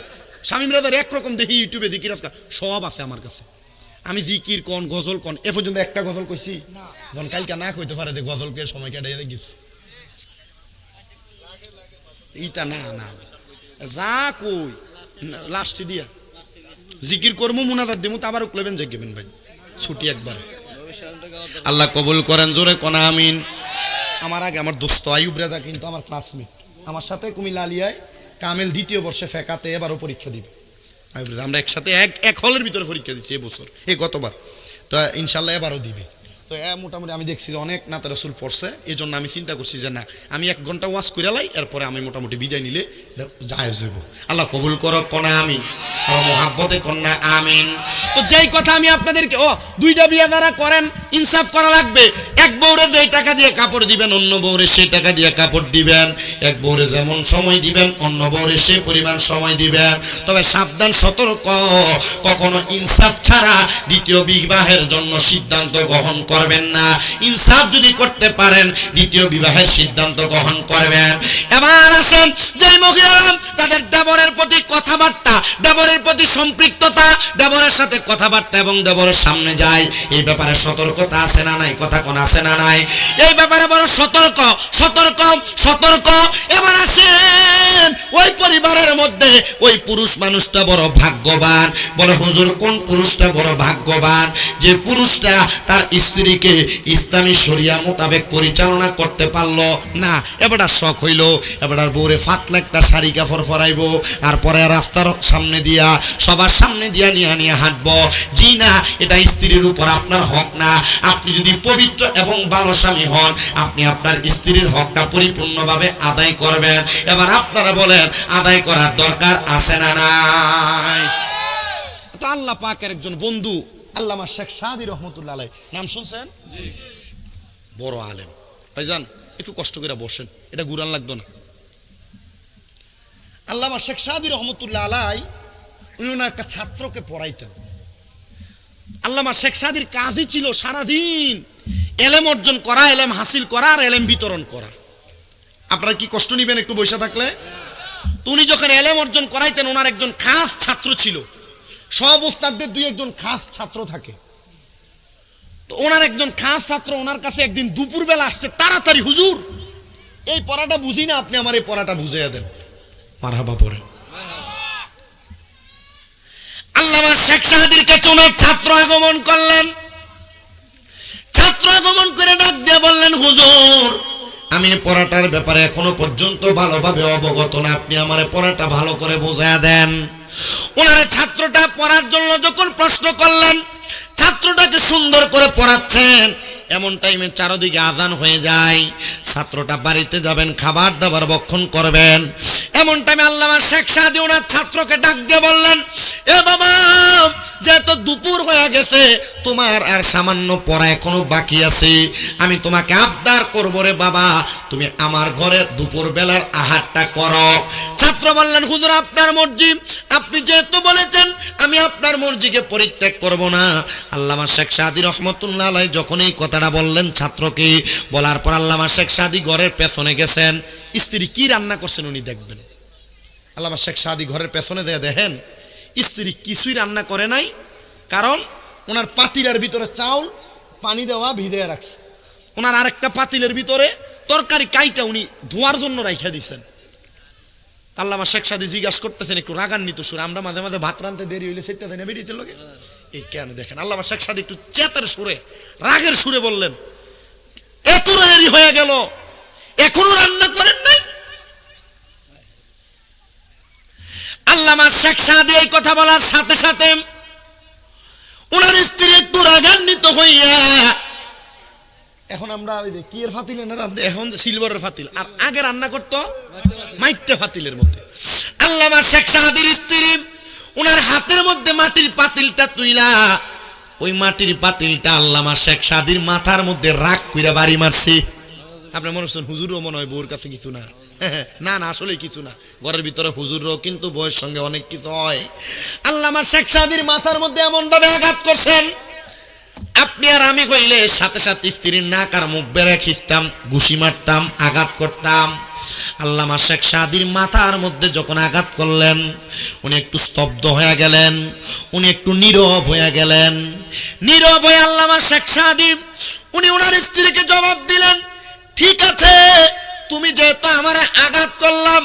আল্লামা শেখ সাদির এই ঘটনাটা বড় সুন্দর করে লিপিবদ্ধ, আমি বড় অবাক হয়ে গেলাম। ওনার মাথার মধ্যে যখন ডেক দিয়া অথবা মাটির পাতিল দিয়ে আঘাত করেছে, মাটির পাতিল ভাঙ্গা যে কাঁচাড়া আল্লামা শেখ সাদির গলার মধ্যে আটকে রয়েছে, আল্লামা শেখ সাদির সাথে সাথে ডাক দিয়া বললেন, স্ত্রী গো আমি এখন বাহিরে যাব, আর এলাকার মানুষের কাছে ঘুরে ঘুরে বলবো, দেখো এলাকার মানুষ আমার স্ত্রী আমারে কত ভালোবাসে, ভালোবাসা এ পাতিলের কাঁচা দিয়ে আমার মালা পরাইয়া দিছে। আল্লামা শেখ সাদি বলেন, আমি এই কথা বলার সাথে সাথে আমার স্ত্রী আমার পায়ের মধ্যে আইসা জড়াইয়া ধরছে। কি লেগে ধরছে আপনি জানেন? বেশি চিন্তা করছে, এখন যদি মানুষের কাছে এই কথা বলে, আমার স্বামীর পুরো শরীরের ভিতরে আগের তরকারিগুলা ডেগের মধ্যে যেগুলা রাখছি, এই তরকারিগুলা পানিগুলা, আমার স্বামী এই কথা বললে মানুষ বুঝে যাইব মনে হয় আমি এই পাতিল দিয়ে তারা আঘাত করছি। আর মানুষ আমার স্বামীরে খারাপ বলবে না, বলবে কারে? কিন্তু আমার স্বামী আমার প্রশংসার কথাই কইছে, আমার বউ আমারে ভালোবাসে, মুহাব্বত করে, এজন্য আমারে মালা দিছে। আল্লামা শেখ সাদি রহমতুল্লাহ আলাইহি উনি বলেন, আমার স্ত্রীর সাথে সাথে আমার পায়ে ধরলাম, আমিও তারে মাফ করে দিলাম। একদিনের ঝগড়া কোনোদিন বেশি দিন নিবেন না স্বামী স্ত্রীরা। মনে রাখবেন, মনে রাখবেন, মনে রাখবেন, নবী আমার বলেন, দুনিয়ার জমিনে স্বামী স্ত্রীর মাঝে যত রকমের দিনের বেলা দ্বন্দ্ব হোক না কেন, তারা যেন রাত্রবেলা মধুর সম্পর্কের মধ্যে মিলিত হয়ে যায়। তাহলে তাদের পরিবারের কোনো দুশ্মন যদি থাকে, তারা রাত্রির মধুর মিলনের কারণে তারা যখন সকালবেলা পবিত্রতার জন্য গোসল করবে, তাদের শত্রু দমন হয়ে যাবে, তাদের পরিবার থেকে মুসিবত চলে যাবে। জোরে কোন মারহাবা। এই যে আপনারা জামাই বউর মধ্যে কাজ্জা লাগায়, ঝগড়া লাগায়, ফাসাদ লাগায়, দ্বন্দ্ব লাগায়, কখনো আপনাদের পরিবারে যদি দ্বন্দ্ব না চান, ঝগড়া না চান, জামাই বউ সব সময় সকালবেলা গোসল করবেন, দেখবেন এটার কারণে আপনার পরিবার থেকে দ্বন্দ্ব, ঝগড়া, ফাসাদ চলে যাবে। আর যারা জামাই বউর মধ্যে দ্বন্দ্ব লাগায়, ক্লিকবাজি করে, পরিবারের মধ্যে ফিতনা ফাসাদ লাগায়, মনে রাখেন রে, মনে রাখেন, তারা দূর থেকে চিন্তা করবো, আরে আমরা যা কই আর না কই, তারা জামাই বউ তো রাত্রবেলা ঠিক আছে। আপনি কি বুঝতেছেন? ইসলামী আইন শিক্ষা একটা ছোট্ট কিতাব আছে, মোটামুটি 560 পৃষ্ঠা, ইসলামী আইন। এই ইসলামী আইন শিক্ষার মধ্যে আপনি আপনার বউয়ের সাথে কোন আইন প্রয়োগ করবেন এটাও লিপিবদ্ধ আছে। মারহাবা নাই? আমি কিন্তু মূর্খ হুজুর, আমি এত এলেম কালামওয়ালা হুজুর না। আমি আমার উস্তাদ, আমার মা বাবা, আমার ময় মুরব্বীদের দোয়ার কারণে ওয়াজ করি। মারহাবা। আপনারা কি কথা বুঝতেছেন? এই জন্য আমি আপনাদেরকে দেখেন ডাইরেক্ট বাংলা কথা কইতেছি। আমি পুরা ওয়াজের ভিতরে 2টা আয়াত পড়ছি। পুরা ওয়াজে কয়টা আয়াত পড়ছি? 2টা আয়াত পড়ছি, আর হাদিস পড়ছি শুধু একটা। কিন্তু আপনি দেখেন আমি এগুলো বলতেছি যে এগুলো আপনার মানার জন্য, বোঝার জন্য বলতেছি। আপনার কি কষ্ট হইতেছে, অসুবিধা হইতেছে? একটু শুনুন। আল্লামা শেখ সাদি রহমতুল্লাহ আলাইহি বলেন, আমার স্ত্রীকে আমি সাথে সাথে মাফ করে দিলাম। আমার স্ত্রীকে বললাম, ঠিক আছে, ভুলটা যেহেতু তোমার না, লাকড়ি আমি আইনা দেই নাই, লাকড়ি না আইনা দেওয়ার কারণে আল্লামা শেখ সাদির স্ত্রী রাগ করছেন। আচ্ছা, আমি যদি চাউল না আইনা দেই, বউ ভাত রান্নবো কই থেকে? আল্লামা শেখ সাদির স্ত্রী বাড়িটা দেয় আর কয়, লাকড়ি আইনা দিলে তো আমি আপনার খাবার রান্না করব। লাকড়ি আইনা কইরা দেয় নাই, লাকড়ি আইনা দেয় নাই। আল্লামা শেখ সাদি সাথে সাথে ছাত্রকে বসে রাইখা ঘরের পেছন দিয়ে লাকড়ি আনার জন্য গেলেন। উনি যখন লাকড়ি আনার জন্য গেছেন, উনি গাছের মধ্যে উইঠে উইঠে লাকড়ি ভেঙে ভেঙে নিচে ফেলতেছেন। উনি কিছুক্ষণ পর পর নিচের দিকে তাকায়, লাকড়ি উপযুক্ত পরিমাণ হয়েছে কিনা। উনি নিচের দিকে তাকানোর পর ডাকতে দেখতেছেন একটা ভাগ আসছে জংলার মধ্যে, ভাগ, ওই ভাগ আইসা জংলার চিপার মধ্যে আড়ালের মধ্যে দাঁড়ায় আছে। আল্লামা শেখ সাদি আবার নিচের দিকে নামতেছে, কি গো আপনি ভাগকে কি ভয় পান না? আল্লামা শেখ সাদি দুনিয়ার জমিনের মধ্যে ভাগকে ভয় পায় নাই। আল্লামা শেখ সাদির সাথে সাথে চলে গেলেন। উনি নিচে যখন নামলেন, নামার পর সকল লাকড়িগুলা একসাথে গাঁটুরি করলেন, একসাথে বাঁধলেন। বাঁধার পর আল্লামা শেখ সাদি দেখলেন অনেকগুলা লাকড়ি। উনি চিন্তা করলেন আজকে একদিনের জন্য যদি লাকড়ি নেই হবে না, আমি আরেক দিনের লাকড়ি বাড়াইয়া নিয়ে যাব, যেন পরের দিন আমি বেশিক্ষণ পড়ালেখা করতে পারি, আমি যেন এলেম অর্জন করতে পারি। আর আমার এই লাকড়িগুলা নেওয়ার জন্য আমার একজন সহযোগী আছে। কে কে সহযোগীটা কে? আল্লামা শেখ সাদি সকল লাকড়িগুলা বাঘের পিঠের মধ্যে বাঁধছেন। বাঘের পিঠে বান্ধা উনি সামনের দিকে যায়, বাড়ির সামনে ছাত্রঘরের বারান্দা থেকে দেখতেছেন ওনার উস্তাদ, ওনার শিক্ষক বাঘের পিঠের মধ্যে লাকড়ি বান্ধা উনি লাকড়িগুলা বাড়িতে আনছেন। লাকড়িগুলা পেছনে দিয়া আল্লামা শেখ সাদি আবার একটা পাঞ্জাবি লাগে ছাত্রের সামনে আসছে। ছাত্র মুস্কি মুস্কি হাসি। আল্লামা শেখ সাদি বলে, বাবা একটু খাবারের দেরি হবে, আমরা আসেন পড়া শেষ করি। ছাত্র ডাক দিয়া কই, হুজুর জংলার বাঘরে কন্ট্রোল করতে পারছেন, ঘরের বউরে কন্ট্রোল করতে পারেন না।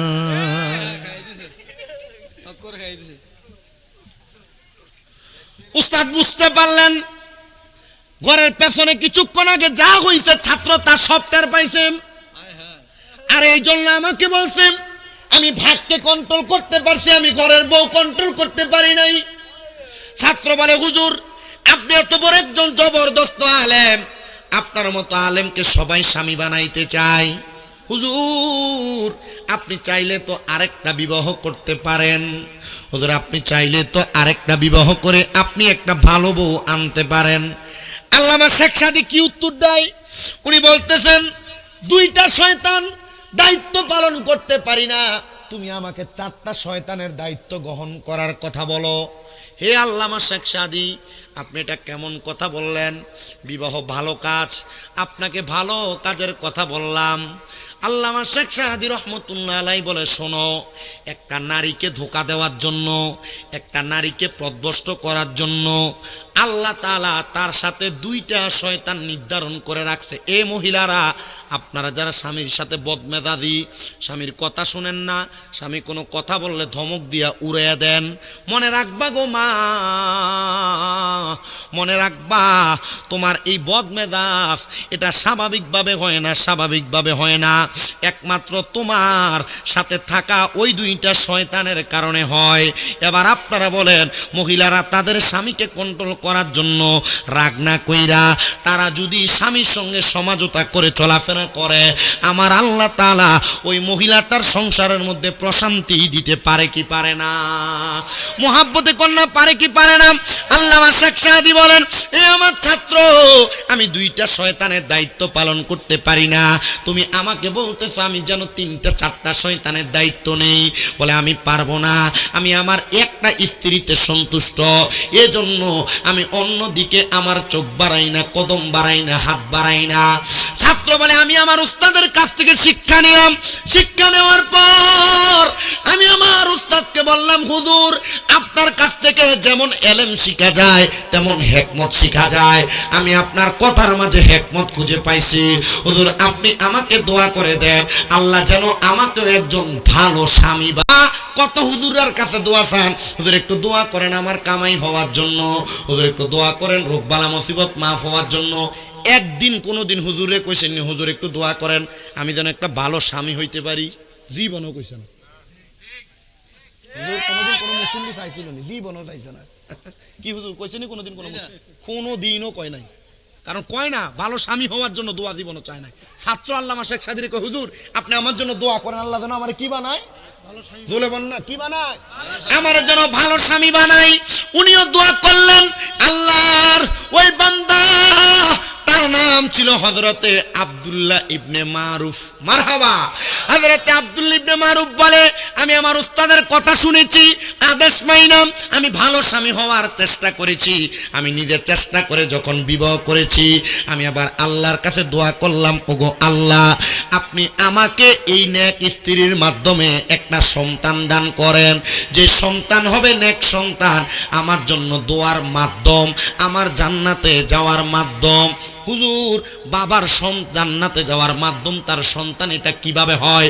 শুনেন বাবাজিরাম, এলেম কালাম কমওয়ালা একটা মানুষ, যেহেতু আমি কথা বলতেছি, আব্দুল্লাহ ইবনে মারুফ বলতেছে, জগতের মানুষ, আমি যখন বিবাহ করলাম, বিবাহের পর আল্লাহর দরবারে দোয়া করলাম সন্তানের জন্য, কিন্তু আল্লাহ আমারে কোনো সন্তান দেয় না। কি দেয় না?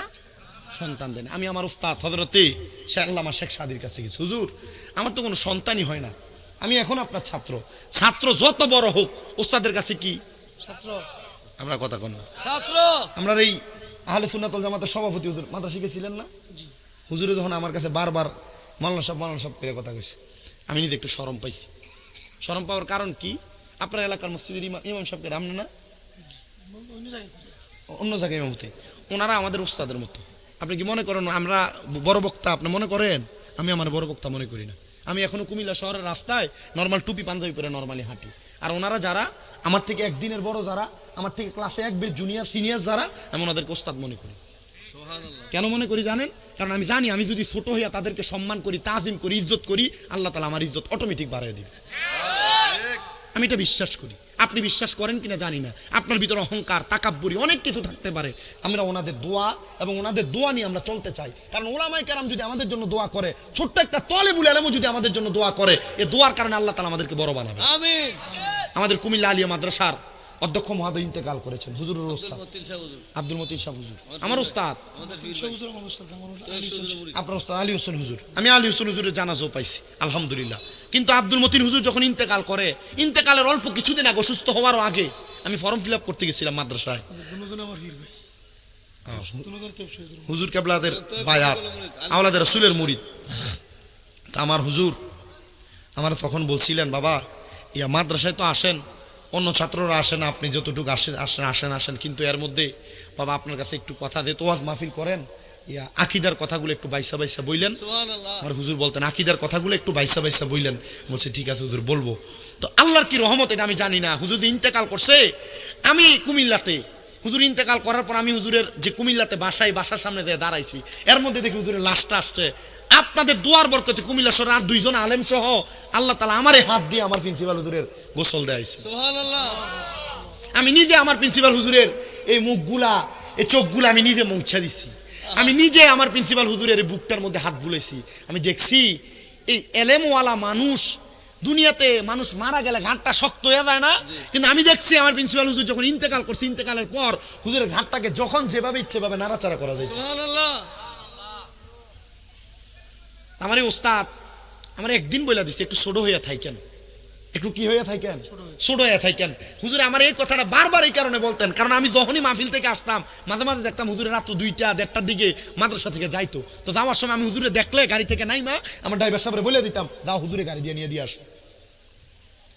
হুজুর তখন আমার বলছি না, আল্লাহ তরে এর লেগে বক্তা বানাইছে, আল্লাহ তরে এর লেগে সম্মানিত বানাইছে, আল্লাহ তরে এর লেগে মাহফিলে নিয়ে বড় বড় জায়গায় বসায়। হুজুর আমার ওই দিন বলছিলেন। আমি হুজুরে কইছি, হুজুর আমি তো আপনার মনে হয় পুরো আলিয়া মাদ্রাসা যত ছাত্র হয়েছে এই পর্যন্ত সবচাইতে বাদ ছাত্রটা আমি। হুজুর আপনি আমার লাগে একটু দোয়া করে দিয়ে যায়েন, আল্লাহ যেন আমার কবুল করে রাখি ইসলামের জন্য, সুন্নিয়তের জন্য। আপনাদের দোয়ায় কুমিল্লা শহরে আমার এখন অনেকগুলা মাদ্রাসা। মারহাবা, মারহাবা জোরে কইবেন না, মহব্বতে পড়েন না মারহাবা। উস্তাদদের দোয়া, আপনারা হুজুরের কাছে দোয়া চাইবেন। এখন আপনারা মনে করেন মনে হুজুরের ইমামতির দায়িত্ব দিয়েছেন, মনে হুজুরটারে কিনা লাইছেন আপনি। কি কথা কন না কেন? আমি মাঝে মাঝে চিন্তায় পড়ে যাই যে মসজিদ কমিটি দ্বারা হুজুর চালায়, এরানি মাঝে মাঝে আল্লাহর দরবারে মরার পরে জালেম হিসেবে উঠে। জালেম কি লেগে? আপনি বেতন দেন বেটার 5,000 টাকা, ধমক দেন 5 লাখ টাকা। আপনি ইমাম সাহেবের বেতন দিতেছেন 4,000 টাকা, 6,000 টাকা আর 8,000 টাকা। আপনি চিন্তা করে দেখেন তো আপনার সংসার 8,000 টাকা দিয়ে চলে কিনা? এক বস্তা চাউলের দাম 3200 টাকা বেটা, কম দাম। এটা বেশি দামে তো 5,000।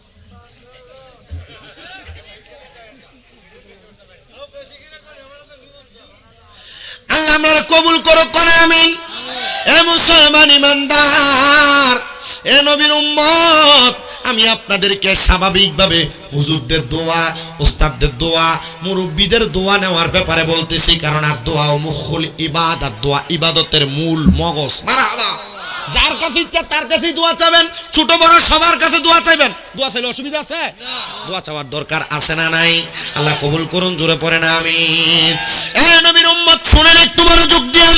আল্লাহর বান্দা ডাক দিয়ে বলেন, আব্দুল্লাহ মারুফ হযরতে শেখ সাদির কাছে ডাক দিয়ে বলেন, হুজুর আমার তো কোনো সন্তান হয় না, বিবাহ করছি 11 বছর, হুজুর আপনি একটু দোয়া করে দেন, আল্লাহ যেন আমার একটা নেক সন্তান দান করে দেয়। হযরত আল্লামা শেখ সাদি দোয়া করলেন, আল্লাহ তুমি আমার ছাত্রটার একটা নেক সন্তান দিয়ে তার কলিজা, তার স্ত্রীর কলিজা ঠান্ডা করো। আল্লামা শেখ সাদি রহমতুল্লাহ আলাইহি ডাক দিয়ে বলেন, আমি তারে কিছু ওজিফা প্রদান করলাম। ওজিফাগুলো হইল, এ আমার ছাত্র, তুমি তো ছাত্র জীবন থেকে তাহাজ্জুদের নামাজ আদায় করো। পর্দার অন্তরালের মা বোনেরা, ঘরে অভাব, সংসারে অভাব, টাকা পয়সা কামাই নাই, রোগবালা মুসিবত ছাড়ে না। আপনাদের কাছে বলবো গো মা, আপনারা আপনাদের পরিবারের মধ্যে অভাব অনটন দূর করার জন্য, সংসারের মধ্যে টাকা পয়সা কামাই বাড়ানোর জন্য, আপনার বিপদ দূরানোর জন্য আপনারা 5 ওয়াক্ত নামাজের পাশাপাশি তাহাজ্জুদের নামাজ পড়বেন। কারণ কি, এই আয়াতে কারিমা নাজিল হয়েছে আল্লাহর পক্ষ থেকে, ওয়া মিনাল লাইলি ফাতাহাজ্জাত বিহি নাফিলাতাল লাকা আসা আইয়া বাসাকা রাব্বুকা মাকামাম মাহমুদা। আল্লাহ বলেছে, নবী আপনি রাতের কিছু অংশ তাহাজ্জুদের নামাজ আদায় করেন। কেন কেন কেন? কারণ অতি সত্বর আপনাকে মাকামে মাহমুদ, প্রশংসার জায়গা দান করা হবে। আল্লাহর নবীর উপর যখন এই আয়াত নাজিল হয়, নবী আমার কান দিয়ে ডাক দিয়ে কয়, আল্লাহ আমি যদি তাহাজ্জুদ পড়ি আপনি আমারে মাকামে মাহমুদ দিবেন, তো আমার উম্মত যদি তাহাজ্জুদের নামাজ আদায় করে আপনি আমার উম্মতের কি দান করবেন? তখন আমার আল্লাহ তাআলা হাদিসে কুদসির মাধ্যমে জানায়া দেয়, নবী গো আপনার উম্মত যদি তাহাজ্জুদের নামাজ আদায় করে আপনার উম্মত যা চাইবে আমি আল্লাহ তা দান করে দিব। কোন সুবহানাল্লাহ। এই জন্য যারা বিদেশ যাইতে পারেন না, যাদের ঘরে অভাব, যাদের টেনশন, যাদের মুসিবত, যাদের বড় কঠিন রোগে আক্রান্ত, আপনাদের কাছে আমার আবদার, আপনারা বেশি বেশি করে তাহাজ্জুদের নামাজ আদায় করবেন। দেখবেন আমার আল্লাহ তাআলা তাহাজ্জুদ নামাজের ওসিলায় আপনাকে অসংখ্য বরকত, অসংখ্য রহমত দান করবেন। আল্লামা শেখ সাদি বলে, বাবা তুমি তোমার স্ত্রীকে বলবা এখন থেকে তাহাজ্জুদ নামাজ একটানা 3 মাস পড়ার জন্য। মারহাবা কন্যা। একটানা 3 মাস পড়ার জন্য 3 মাস তাহাজ্জুদের নামাজ আদায় করলেন। আল্লামা শেখ সাদির ছাত্রের দোয়াটা কবুল হয়ে গেছে। ছাত্র বলে, আল্লাহ তাআলা আমার একটা সন্তান দান করেছে, কিন্তু আমার স্ত্রী যখন সন্তান জন্মগ্রহণ করায় আমার স্ত্রীটা আমার হাতের মধ্যে ধরে ডাক দিয়ে বলেছিলেন, স্বামী আমার, আমি জানি না এই সন্তানকে আমি লালন পালন করে আমি আমার সন্তানের দায়িত্বগুলা পালন করতে পারবো কিনা, তবে আপনার কাছে আমার আবদার, আপনি আমার সন্তানের হকটা একটু আদায় করে দিবেন। মা জননী ইন্তেকাল করেছেন। ছাত্র ডাক দিয়ে বলেন, আমি আমার স্ত্রীকে এত ভালোবাসতাম, এত মোহাব্বত করতাম, আমি আর বিবাহ করি নাই। আমি আমার সন্তানের দিকে তাকাইলাম, আমার স্ত্রীর কথা মনে করে করে আমি আর কোনোদিন বিবাহ করি নাই। নবীজির তিরমিজি শরীফের এক হাদিস শরীফের কথা মনে পড়ল। নবী আমার বলেন, দুনিয়ার জমিনে কোনো স্বামীর স্ত্রী মারা যাওয়ার পর ওই স্বামী যদি তার স্ত্রীকে মোহাব্বত করে আর কখনো বিবাহ না করে, আল্লাহ তাআলা ওই স্বামীটাকে জান্নাতি 40 জন হুরের মেহমানদারি করাইবেন। আর ওই 40 জন হুরের খাদেমা বা 40 জন হুরের সরদারিনী বানায়া তার স্ত্রীকে জান্নাতে তাকে দান করবে। কোন মহিলার স্বামী মারা যাওয়ার পরে ওই মহিলা যদি বিবাহ না করে, আল্লাহ তাআলা ওই মহিলাটাকেও জান্নাতের মধ্যে জান্নাতের মধ্যে জান্নাতের মধ্যে হুর গিলমানদের খেদমতের মধ্যে রাখবেন। জোরে পড়েন সুবহানাল্লাহ। এই জন্য শুনেন, উনি বলেন আমি আমার সন্তানের হকগুলো আদায় করতেছি। এ বাবারা, আপনারা যারা কোন আমার ফুতে আমার ভাত খাওয়ায় না, আমার ফুতে আমার দায়িত্ব পালন করে না, এটার জন্য শুধু ফুতে দায়ী না, আপনারা বাবারাও দায়ী। কেন? তবু বাপ মারা দায়ী বলা যাবে না। কেন বলা যাবে না? কারণ বাপ মা আপনার দায়িত্ব যতটুক পারছে ওনার সাধ্য মোতাবেক। কোনো বাপ মা চায় না তার সন্তান বাদ হয়ে যাক, চায়? কোনো বাপ মা চায় না। সব বাপ মা চায় তার সন্তান মানুষের মতো মানুষ হোক। তো এটা চাই বিদায় বাপ মা তার সন্তানের হক আদায় করে। কিন্তু কোনো বাবা মা যদি তার সন্তানের উপর যে 5টা দায়িত্ব তার আছে যদি ওই বাপ মা আদায় করে, তাহলে ওই সন্তান কখনো তার বাপ মার হক আদায় করা ছাড়া থাকবে না। মারহাবা পড়েন। তার মানে বোঝা যায় আপনি সন্তান জন্ম দেওয়ার পর আপনার উপর কিছু দায়িত্ব আছে। এই দায়িত্ব যদি আপনি পালন করেন, আপনার সন্তান আপনার দায়িত্ব পালন করবে। আল্লাহর হাবিব মুহাম্মদুর রাসূলুল্লাহ সাল্লাল্লাহু আলাইহি ওয়াসাল্লাম মুসনাদে আহমদের আরেকটা হাদিসের মাধ্যমে জানায়া দেয়, একটা মা বাপ যখন সন্তান জন্ম দেয় তাহলে মা বাবার এক নাম্বার দায়িত্ব ওই মা বাপ যেন সন্তানের কানের মধ্যে আযান দিয়া দেয়, এক নাম্বার দায়িত্ব। দুই নাম্বার, কোন মা বাবার সন্তান জন্মগ্রহণ করার পর ওই মা বাপ যেন ওই সন্তানটাকে 7 দিনের মাথায় একটা ভালো নাম রেখে দেয়। কয়দিন? 7 দিনের মাথায় একটা ভালো নাম রেখে দেয়। 3 নাম্বার, কোন মা বাবা সন্তান জন্ম দেওয়ার পর ওই মা বাবা যেন 7 দিনের মাথায় সন্তানের মাথার চুলটা কামায়া দেয়, মুন্ডে দেয়। ডাক্তার কইছে হুজুর 40 দিনের আগে চুলটি কাটন যেত না। জি না, 3টা শর্ত। কয়টা পাইলেন? 3টা। 1 নাম্বার নাম রাখা, আযান দেওয়া। 2 নাম্বার নাম রাখা। 3 নাম্বার চুল কামায়া দেওয়া। 4 নাম্বার, ওই মা বাবা যদি স্বাবলম্বী হয়, কি হয়? স্বাবলম্বী হয়। ওই সন্তান ছেলে হলে 2টা বকরি, মেয়ে হলে 1টা বকরি, ছাগল আকিকা প্রদান করা। আকিকা কেন দিবেন? রাহমাতুল্লিল আলামিন নবীর হাদিসে মুবারাকা। এবং আমাদেরকে যখন শরহে বেকায়া মাসালা যখন পড়াইতেছেন, আমাদের কুমিল্লা আলিয়া মাদ্রাসা ডক্টর সাইদুর রহমান হুজুর বলছিলেন যে আকিকা প্রদান করবে মা বাবা সন্তানের জন্য এই কারণে, যদি কোনো মা বাবা সন্তান জন্মগ্রহণ করার পর আকিকা আদায় করে তাহলে ওই সন্তানের যদি কোনো রোগ বালা মুসিবত হয়, এই আকিকার দম দেওয়ার কারণে আল্লাহ তাআলা সন্তানকে রোগ মুক্তি দান করে। আকিকা কি আমরা আমাদের জন্য দিব না, সন্তানের লাভের জন্য দিব? আমাদের ডাক্তারের কাছে গেলে 100-1000 টাকা বিল, ভিজিট লাগে না? পরীক্ষা দিবে, এই পরীক্ষা ওই পরীক্ষা, 2-3 হাজার এমনি শেষ। তা আপনি 9-10 হাজার টাকা খরচ করে মেয়ে যদি জন্মগ্রহণ করে একটা ছাগল কিনতে আপনার অসুবিধা কি? আপনার একটা ছেলে যদি হয় 2টা ছাগল কিনতে অসুবিধা কি? কথা বলে না কেন? এই আকিকা দেওয়ার পর, দম দেওয়ার পরে গোশত গরিব দুঃখীরে দিয়ে দিবেন। হুজুর আমরা তো খাইতে চাই। হ্যাঁ, খাওয়াইবেন, রান্না করেন, নিজে একবেলা এদের সাথে খান, এলাকার গরিব দুঃখীরে দাওয়াত দিয়ে খাওয়ান। কারণ গরিব দুঃখীরে গোশত দিলেন, মশলার দাম তো আরো বেশি গোশত থেকে, তাহলে খাওয়াই দেন। হুজুর মা বাপ খাইতে পারবে? হ্যাঁ পারবে। আকিকার গোশত মা বাপ রাখেন না, কি করবেন না? রাখেন না, এটা বিলাইয়েন গরিব দুঃখী, এটা হক গরিব দুঃখীর। আল্লাহ কবুল করুন, আমিন পড়েন। আমিন জোরে কয় না, কিপটে আরো জোরে করে আমিন। আমি শেষ করতেছি, অল্প সময় আর। তুমি এটা তো আবেগে কইছো। 1 ঘন্টা 40 মিনিট হয়ে গেছে, আমি তো হুজুর বইয়ের এসে ওয়াজ করতেছি। আমি চিন্তা করি আমার বিরক্ত হয়ে থাকা। আপনারা বসেন একটু মনোযোগের সাথে, আল্লাহ কবুল করেন, পড়েন আমিন। গজলের ওয়াজের ভিতরে চলে আসছে, একটু মুহাব্বতে আমার সাথে পড়বেন আপনারা ইনশাআল্লাহ। তো আপনারা আপনাদের সন্তানের দায়িত্ব পালন করবেন। সন্তানের দায়িত্ব কি? আকিকা প্রদান করা। তাহলে 4টা দায়িত্ব পাইলাম, আযান দেওয়া, নাম রাখা, মাথা কামানো, আকিকা দেওয়া। আর 5 নাম্বার দায়িত্ব হলো মা বাবা তাদের সন্তানদেরকে কোরআনুল কারীমের শিক্ষা গ্রহণ করানো। সুবহানাল্লাহ। এবার আসেন এখানে আপনারা ধরা খাবেন। কেন? আপনারা আপনাদের সন্তানদেরকে কিন্ডারগার্টেনে পড়ান না অনেকে? এই ফলা কোরআন শরীফ পড়তে পারে না। বর্তমান সমাজে বেশিরভাগ যুবক পোলাপান্ডে যদি বলে কোরআন তেলাওয়াত করতে পারেন, এ ব্যাপারে বড় দুর্বল। 7টার দিকে চলে যায় কিন্ডারগার্টেনে, কিন্তু এই পোলা ইংরেজি আর অঙ্ক পড়ে 3000 টাকা দিয়ে পাস করে। কিন্তু হুজুরের মুক্তবের 50 টাকা বেতনের লেগে 3 বারে তারা ঘরের সামনে দাঁড়ান যাবে। কি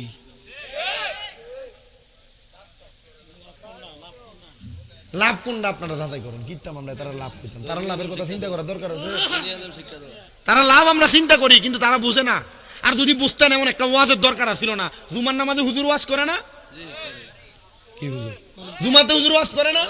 জুমাতে যে 52 সপ্তাহ 52 বিষয়ে কথা বলে, যদি আপনারা 5 বছরে জুমার নামাজের ওয়াজের আমল করতেন, বুড়িসঙ্গে সাহেবাবাদ এলাকায়, বামনপাড়া সাহেবাবাদ এলাকায় একটা সাধারণ পাবলিক থাকলেন, নইলে আপনারা এক একটা আল্লাহর ওলি হয়ে যেতেন। আপনারা তো জুমার নামাজের বিষয়ে ওয়াজ করেন না, কারণ ইমাম সাহেব যখন খুতবাটা লয়ে দাঁড়ান, কোন রকম তুত্তুরে টুফিটা মাথার লয়ে দৌড়ান, আপনি মুসল্লি বেড়ায়।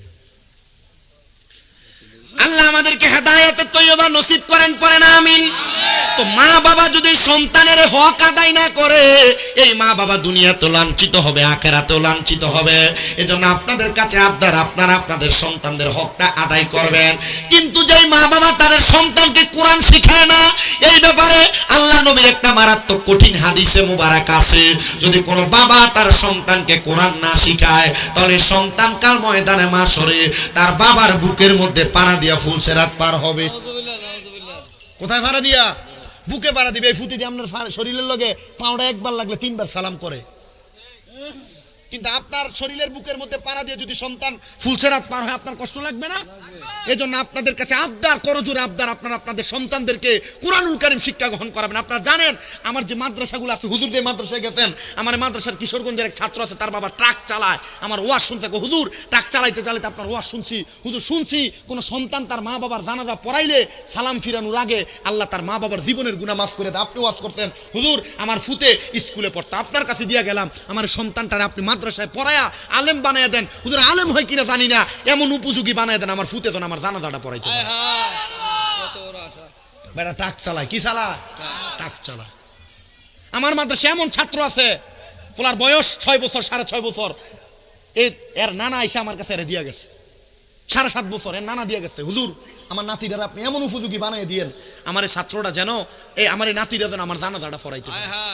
বেটা মাদ্রাসায় দেওয়ার পরে 1.5 বছরের মাথায় বেটা ইন্তেকাল করছে। 1.5 বছরের মাথায় ইন্তেকাল করছে। ইন্তেকাল করার পর এলাকার মানুষ বলছে যে ফলা কি জানাজা পড়াইবো। আমি বলছি উপযুক্ত, জানাজা পড়ানোর মতো যোগ্যতা তার অর্জন হয়েছে, কিন্তু বয়সটা পরিপক্ক হয় নাই, বয়সটা পরিপক্ক হয় না। আপনার পড়ান, তারে দিয়ে পড়ান। তার আব্বাকে হুজুর থাক না, এলাকার মানুষ যেহেতু মানা করে, আমি পড়ান না, হয়ে যাবে ইনশাল্লাহ। আমি আমার কোস্তাদ রেদি গেছি, হুজুর পড়াইতে পারবো নি? ফোলা কোরআনুল কারীম সহি পড়তে পারে? আমি বলে পারে। ফোলা জানাজার নামাজের সব মাসলা মাসাইলের ব্যাপারে আমি হুজুর জানে। হুজুর বলছেন যে ঠিক আছে পড়াইতে দেন। ফোলার বাপে যখন আমার মানা করছে, আমি কিছু পড়াইতে দেন, আমার ছাত্রের ব্যাপারে আমার আইডিয়া আছে, ফোলা পড়া। ফোলা জানাজা ফরানোর পর ফোলার বাপে কানতে কানতে আমার কাছে, হুজুর আমার ফুতে যে দূর ভাড়া আমি তো জানি। বেটা বিদেশে ছিল 9 বছর। কয় বছর? 9 বছর। মানে এই ফোলা যখন জন্ম হইব, এই জন্ম হওয়ার আগে মার গর্ভে থাকা অবস্থায় বেটা বিদেশ গেছে। হুজুর আমি বিদেশ থেকে আইছি, আমার শ্বশুরের খবর, মারা যাওয়ার খবর শুই না, হুজুর আমার ফুতে যে দূর হয়েছে এটা আমি বুঝি নাই।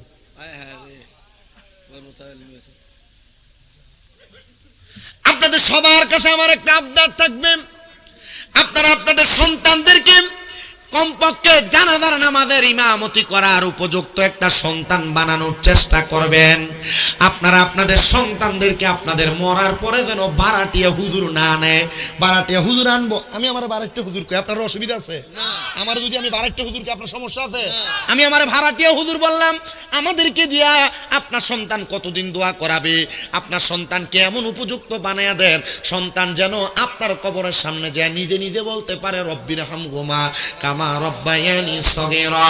আল্লাহর নবী ডাক দিয়ে কই, উম্মত কোন সন্তানের মা বাবা ইন্তেকাল করার পর ওই সন্তান যদি রব্বির হামহুমা কামা রব্বায়ানি সগীরা বইলা চোখের মনি কোঠার মধ্যে একটা মাছির মাথা পরিমাণ পানি ছেড়ে কান্না করে, ওই পানি মাটিতে পড়ার আগে আমার আল্লাহ তাআলা তার মা বাবার জীবনের গুনাহ মাফ করে দেয়।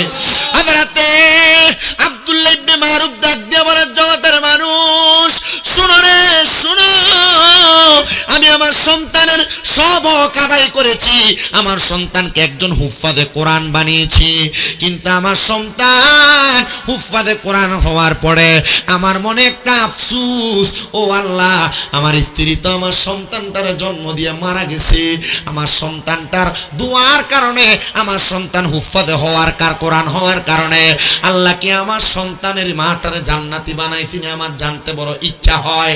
আল্লাহ তাআলা এমন দোয়া কবুল করেছেন। হযরতে আব্দুল্লাহ মারুফ বলে, আমি আমার উস্তাদ আল্লামা শেখ সাদির কাছে যা বললাম, হুজুর আমার স্ত্রীর কবরে কেমন আছে আমার জানতে বড় ইচ্ছা হয়। ও বাবা, কবর দেশে মা বাবা ইন্তেকাল করে চলে গেছে, কেমন আছে আপনি জানেন না? আমি জানি আজকের মাহফিলে অনেক সন্তান বসছেন, আপনাদের মা কবরে, বাবা কবরে, তারা কবরে কেমন আছে আপনি জানেন না। সন্তান আপনি জানেন কিনা আমি জানি না, আল্লাহর নবীজি রহমতের নবীজি একটা সন্তানের ইবাদতের কারণে তার মা বাবারে কবরে নাজাত দেয়, একটা সন্তানের পাপ কাজের কারণে তার মা বাবারে কবরের মধ্যে আযাব দেয়। ও সন্তান আপনাদের মা বাপ যদি কবরে থাকে একটু মনটা লাগিয়ে শোনার চেষ্টা করেন আমার ওয়াজের শেষের দিকে। আল্লামা শেখ সাদী কয়, বাবারে তোমার একটা সবক দিয়েছিলাম তোমার বিবাহের পরবর্তী সময় যখন তোমার সন্তান হয় না, বলে হুজুর তাহাজ্জুদের সবক দিয়েছিলেন। তোমার সন্তানকে বলো তাহাজ্জুদের নামাজ পড়া আল্লাহর দরবারে দোয়া করার জন্য, দেখবা তোমার সন্তান তার মার দেখা পাবে। সন্তান কান্দে আর ডাক দিয়া কয়, আব্বা জান, ও আমার আব্বা জান, আমি যে দুনিয়াতে জন্মগ্রহণ করলাম, মাদ্রাসাতে হুফাজে কোরআন হওয়া ছাত্ররা তারা সবাই মাথার মধ্যে দস্তারবন্দি পাগড়ি নিয়ে তারা বাড়ির মধ্যে যা তারা বাবার মাথার মধ্যে পড়াইছে, তাদের আম্মা জানের কদম বসি করছে, পায়ে সালাম করছে। ওগো আব্বা জান, আমার মা তো দুনিয়াতে নাই, আমার আম্মা জান কোথায়? বলে কবরের বাসিন্দা। আব্বা গো, আমার আল্লাহকে আমার আম্মা জানকে একবারও দেখাইবে না? আব্বা সবক দেয়, বাবা তাহাজ্জুদের নামাজ পড়ে পড়ে দোয়া করো, দেখবা আমার আল্লাহ তাআলা তোমার আম্মা জানকে তোমার দিদার নসিব করাইছে। আব্দুল্লাহ মারুফ বলেন, আমার সন্তান তাহাজ্জুদের নামাজ পড়ে সিজদার মধ্যে যাইয়া তার মার জন্য একদিন দুই দিন দোয়া করছে, তিন দিনের দিন আমার সন্তান তাহাজ্জুদের মুসল্লা থেকে লাফ দিয়ে উঠে গেছে। আমি আমার সন্তানকে বললাম, বাবা রে তুমি কেন এমন ভাবে লাফ দিয়ে উঠলা? আমার সন্তান আমারে জবাব দেয়, আব্বা জান, আমি এমন একটা আজব খেলা দেখছি গো আব্বা, আমি এমন একটা প্রতিচ্ছবি দেখেছি ও আব্বা, একটা জান্নাতের বালাখানা সুন্দর পরিবেশের মধ্যে একজন মহিলা বসে আছে, তার ডাইনে বামে সামনে পেছনে জান্নাতি হুর গিলমানরা বসা, আর ওনার সামনে সুন্দর দামি দামি খাবার রাখা। আমি প্রশ্ন করলাম, কে আপনি? উনি আমার ডাক দিয়া কয়, বাবা আমি তোর জন্মদাত্রী মা, আমারে তুমি দেখো। ও মা, এত সুন্দর সুন্দর পরিবেশ, এত দামি দামি খাবার আপনি কোথায় পাইলেন? বলে তোমার মতো একজন নেককার সন্তান যদি কোনো মার জন্য এভাবে দোয়া করে, আল্লাহর কোরআন শিখা যদি আল্লাহর কাছে কান্নাকাটি করে মাপ চায়, আল্লাহ তাআলা ওই মা বাপরে কবরের মধ্যে শান্তি প্রদান করে। আল্লাহর মুবারাকা নবীরে প্রশ্ন করে সাহাবায়ে কেরাম, ইয়া রাসূলুল্লাহ হাল বাকিয়া মিন বিররি আবওয়াইয়া শাইউন আবারুহুমা বিহি বাদা মাউতিহিমা? নবী গো, আমাদের মা বাবা ইন্তেকালের পর আমাদের কোনো দায়িত্ব আছে কিনা? নবী কয়, কয়লা নাম, অবশ্যই দায়িত্ব আছে। এক নাম্বার দায়িত্ব আসসালাতু আলাইহিমা, মা বাপ মারা যাওয়ার পর সন্তান তার মা বাবার জন্য দোয়া করবে। দুই নাম্বার দায়িত্ব ওয়াল ইস্তিগফারু লাহুমা, আম্মা আব্বার জন্য ক্ষমা প্রার্থনা করবে। ওয়া ইনফাযু আহাদিহিমা, আম্মা আব্বার যদি কোনো ঋণগ্রস্ত থাকে, ওয়াদাবদ্ধ থাকে, ওয়াদা পূরণ করবে।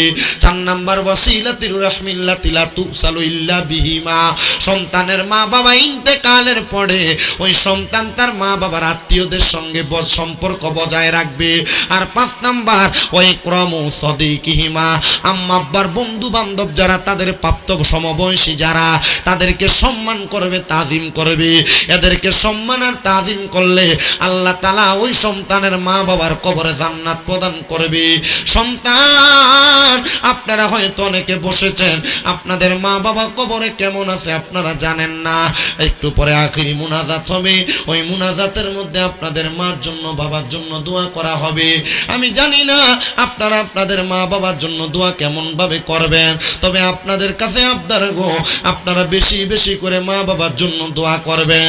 কিন্তু আজকের মাহফিলে হয়তো এমন অনেক সন্তানেরা বসেছে, মাইকের আওয়াজ এমন অনেক সন্তানের কানে যায়, যারা তাদের মা বাপরে ভালোভাবে ভাত খাওয়ায় না, যারা তাদের মা বাপরে ঘরে জায়গা দেয় না, যারা বউয়ের কথা শুই না মা বাবার সঙ্গে অসৎ আচরণ করে। এ সন্তান, পারলে দাও তোমার পাওটা আমার সামনে দাও, আমি তোমার পাওটা জিব্বা দিয়া পরিষ্কার করে দিতে রাজি আছি। তবুও আদা করবা, এখান থেকে বাড়িতে যাইয়া মা বাবার পাওটা দইরা দইরা মাপ চাইবা। কারণ মা বাপ যদি মাপ না করে, শুধু শামীম রেজা না, ব্রাহ্মণপাড়া, কুমিল্লা, সারা চট্টগ্রাম সহ সারা বাংলাদেশের বলো আলেম দিয়া ওয়াজ করাইবা, এই ওয়াজ দিয়া হেদায়েত পাইবা না। আর এই ওয়াজ করানোর কারণে তুমি কোনোদিন মাপ পাইবা না। কারণ একটাই, কারণ একটা, আম্মা আব্বারে খুশি করতে পারলেই তো আমার আল্লাহ খুশি হয়ে যাবে। কিন্তু সন্তান, তুমি তোমার মা বাবার পা ধরে মাপ চাও না। জানুনি রে, আমার আল্লাহ তাআলা ওই দিন থেকে বক্তা জগতে কবুল করেছে যেই দিন আমি শুনেছি মা বাবার কদমে চুমা দিলে আল্লাহর জান্নাতের চৌকাঠে চুমা দেওয়ার মতো স্বাদ পাওয়া যায়। আমি আমার মা বাপরে ঘুমন্ত অবস্থায়, জাগ্রত অবস্থায় অনেকবার পায়ে চুমা দিছি। আর আমার আল্লাহ তাআলা হয়তোবা এটার বরকতে আমার সম্মানিত ইজ্জতওয়ালা বানাইছে। হায়রে, আজকে সাহেবাবাদের মাহফিল কবুল হবে কিনা জানি না, তবে একটা গ্যারান্টি দেয়া যায়, আগামী কালকে যদি দেখো সাহেবাবাদের কোনো দোকানে বইসা কোনো মুরব্বীরা বলে, হ্যাঁ শামীম রেজার ওয়াজ শুইনা আমার সন্তান আমার পায়ে ধরে মাপ চাইছে, মনে করবা মাহফিল আল্লাহর দরবারে কবুল হয়ে গেছে। আরে আমার সাহেবাবাদের সন্তানেরা অনেকে চিন্তা করে, হুজুর যাদের বাড়িতে বাবা আছে তারা বাড়িতে যাইয়া বাবার পায়ে ধরে মাপ চাইবো, আমার তো আব্বা নাই, আমি কার পায়ে ধরে মাপ চাইবো? হুজুর, যাদের বাড়িতে মা আছে তারা বাড়িতে যাইয়া মার পায়ে ধরে মাপ চাইবো, আমার তো মা নাই, আমি কার পায়ে ধরে মাপ চাইবো? সন্তান, আপনার মা কবরে, বাবা কবরে, আপনার কাছে আমি করজোরে আবদার করব, যদি আপনি সুযোগ পান, আল্লাহর নবীর তিরমিজির হাদিস, নবী আমার বলে, কোন সন্তান যদি বৃহস্পতিবার আসরের নামাজের পরবর্তী সময় থেকে পরবর্তী শুক্রবার মাগরিবের নামাজের আগ পর্যন্ত তার মার কবরের সামনে যাইয়া পশ্চিমটারে পিছনে রাইখা মার মুখ বরাবর হইয়া দোয়া করে, আল্লাহ আমি সন্তানের পক্ষ, মায়ের পক্ষ থেকে সন্তান মাপ চাই, আপনি আমার মা বাপকে মাফ করে দেন বইলা রব্বির হামহুমা কামা রব্বায়ানি সগীরা বলে আল্লাহ তাআলা সাথে সাথে সন্তানের মা বাবার কবরটারে নাজাত দিয়া দি। আমি আপনাদের কাছে করজোড়ে আবদার করব, মা বাবার কাছে ক্ষমা চাইবেন, পারলে প্রতিদিন মাপ চাইবেন, ঘুমাইতে যাওয়ার আগে পারলে প্রতিদিন মা বাবার কাছে ক্ষমা চাইবেন, সুন্দর ব্যবহার করবেন, মা বাবার জন্য টাকা পয়সা খরচ করতে বকিলামি করবেন না। আর একটা আবদার করি রে সন্তান, আপনাদের যাদের মা কবরে, বাবা কবরে, আপনারা হয়তো আফসোস করেন, হুজুর আমাদের মা বাবা বড় কষ্ট করে আমাদেরকে মানুষ করেছে, কিন্তু হুজুর আমাদের মা বাপরে আমরা এখনো পর্যন্ত ভালো খানা খাওয়াইতে পারি না। এমন অনেক সন্তান আছে। গতকালকে আমি যখন ওই ভুরির পাড়ের মাহফিলে গেছি, একটা ছেলে আইসা কান দেয়ার কই, হুজুর আমি আমার জীবনে ভালো ইনকাম করি, আমি আমার মা বাপরে খাওয়াইতে পারি না। হুজুর আমার আম্মা আপনার বড় ভক্ত ছিল, আমার আম্মার মোবাইলে আপনার অনেকগুলো ওয়াজ ছিল, কিন্তু ক্যান্সারে আক্রান্ত হয়ে আমার আম্মা জানি ইন্তেকাল করেছে। হুজুর আমার ব্যাংকে টাকার অভাব নাই, কিন্তু আমি আমার মার একটা কাপড় কিনেও পরাইতে পারি না, ভালো খাওয়াইতে পারি না।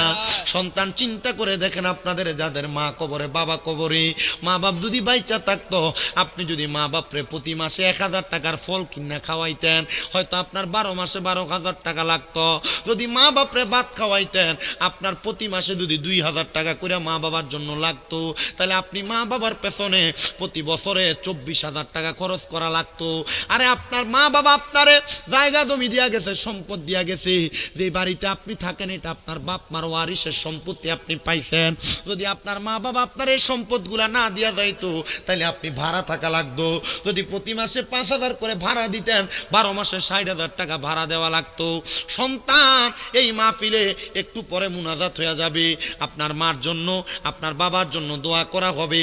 আমি বেশি কোনো সন্তান চাই না, আগামী বছরে মাহফিল হবে, আপনার মার জন্য, বাবার জন্য দোয়া করা হবে। আমি মাত্র 5 জন সন্তান চাই, যারা আগামী বছর মাহফিলে 10টা 1000 টাকা করে দান করবেন এই মাহফিলে। হুজুর আমার মা কবরে, আমার বাবা কবরে, আমি 10টা 1000 টাকা আল্লাহর রাস্তায় মাহফিলে দান করব। থাকেন যদি কোনো সন্তান হাত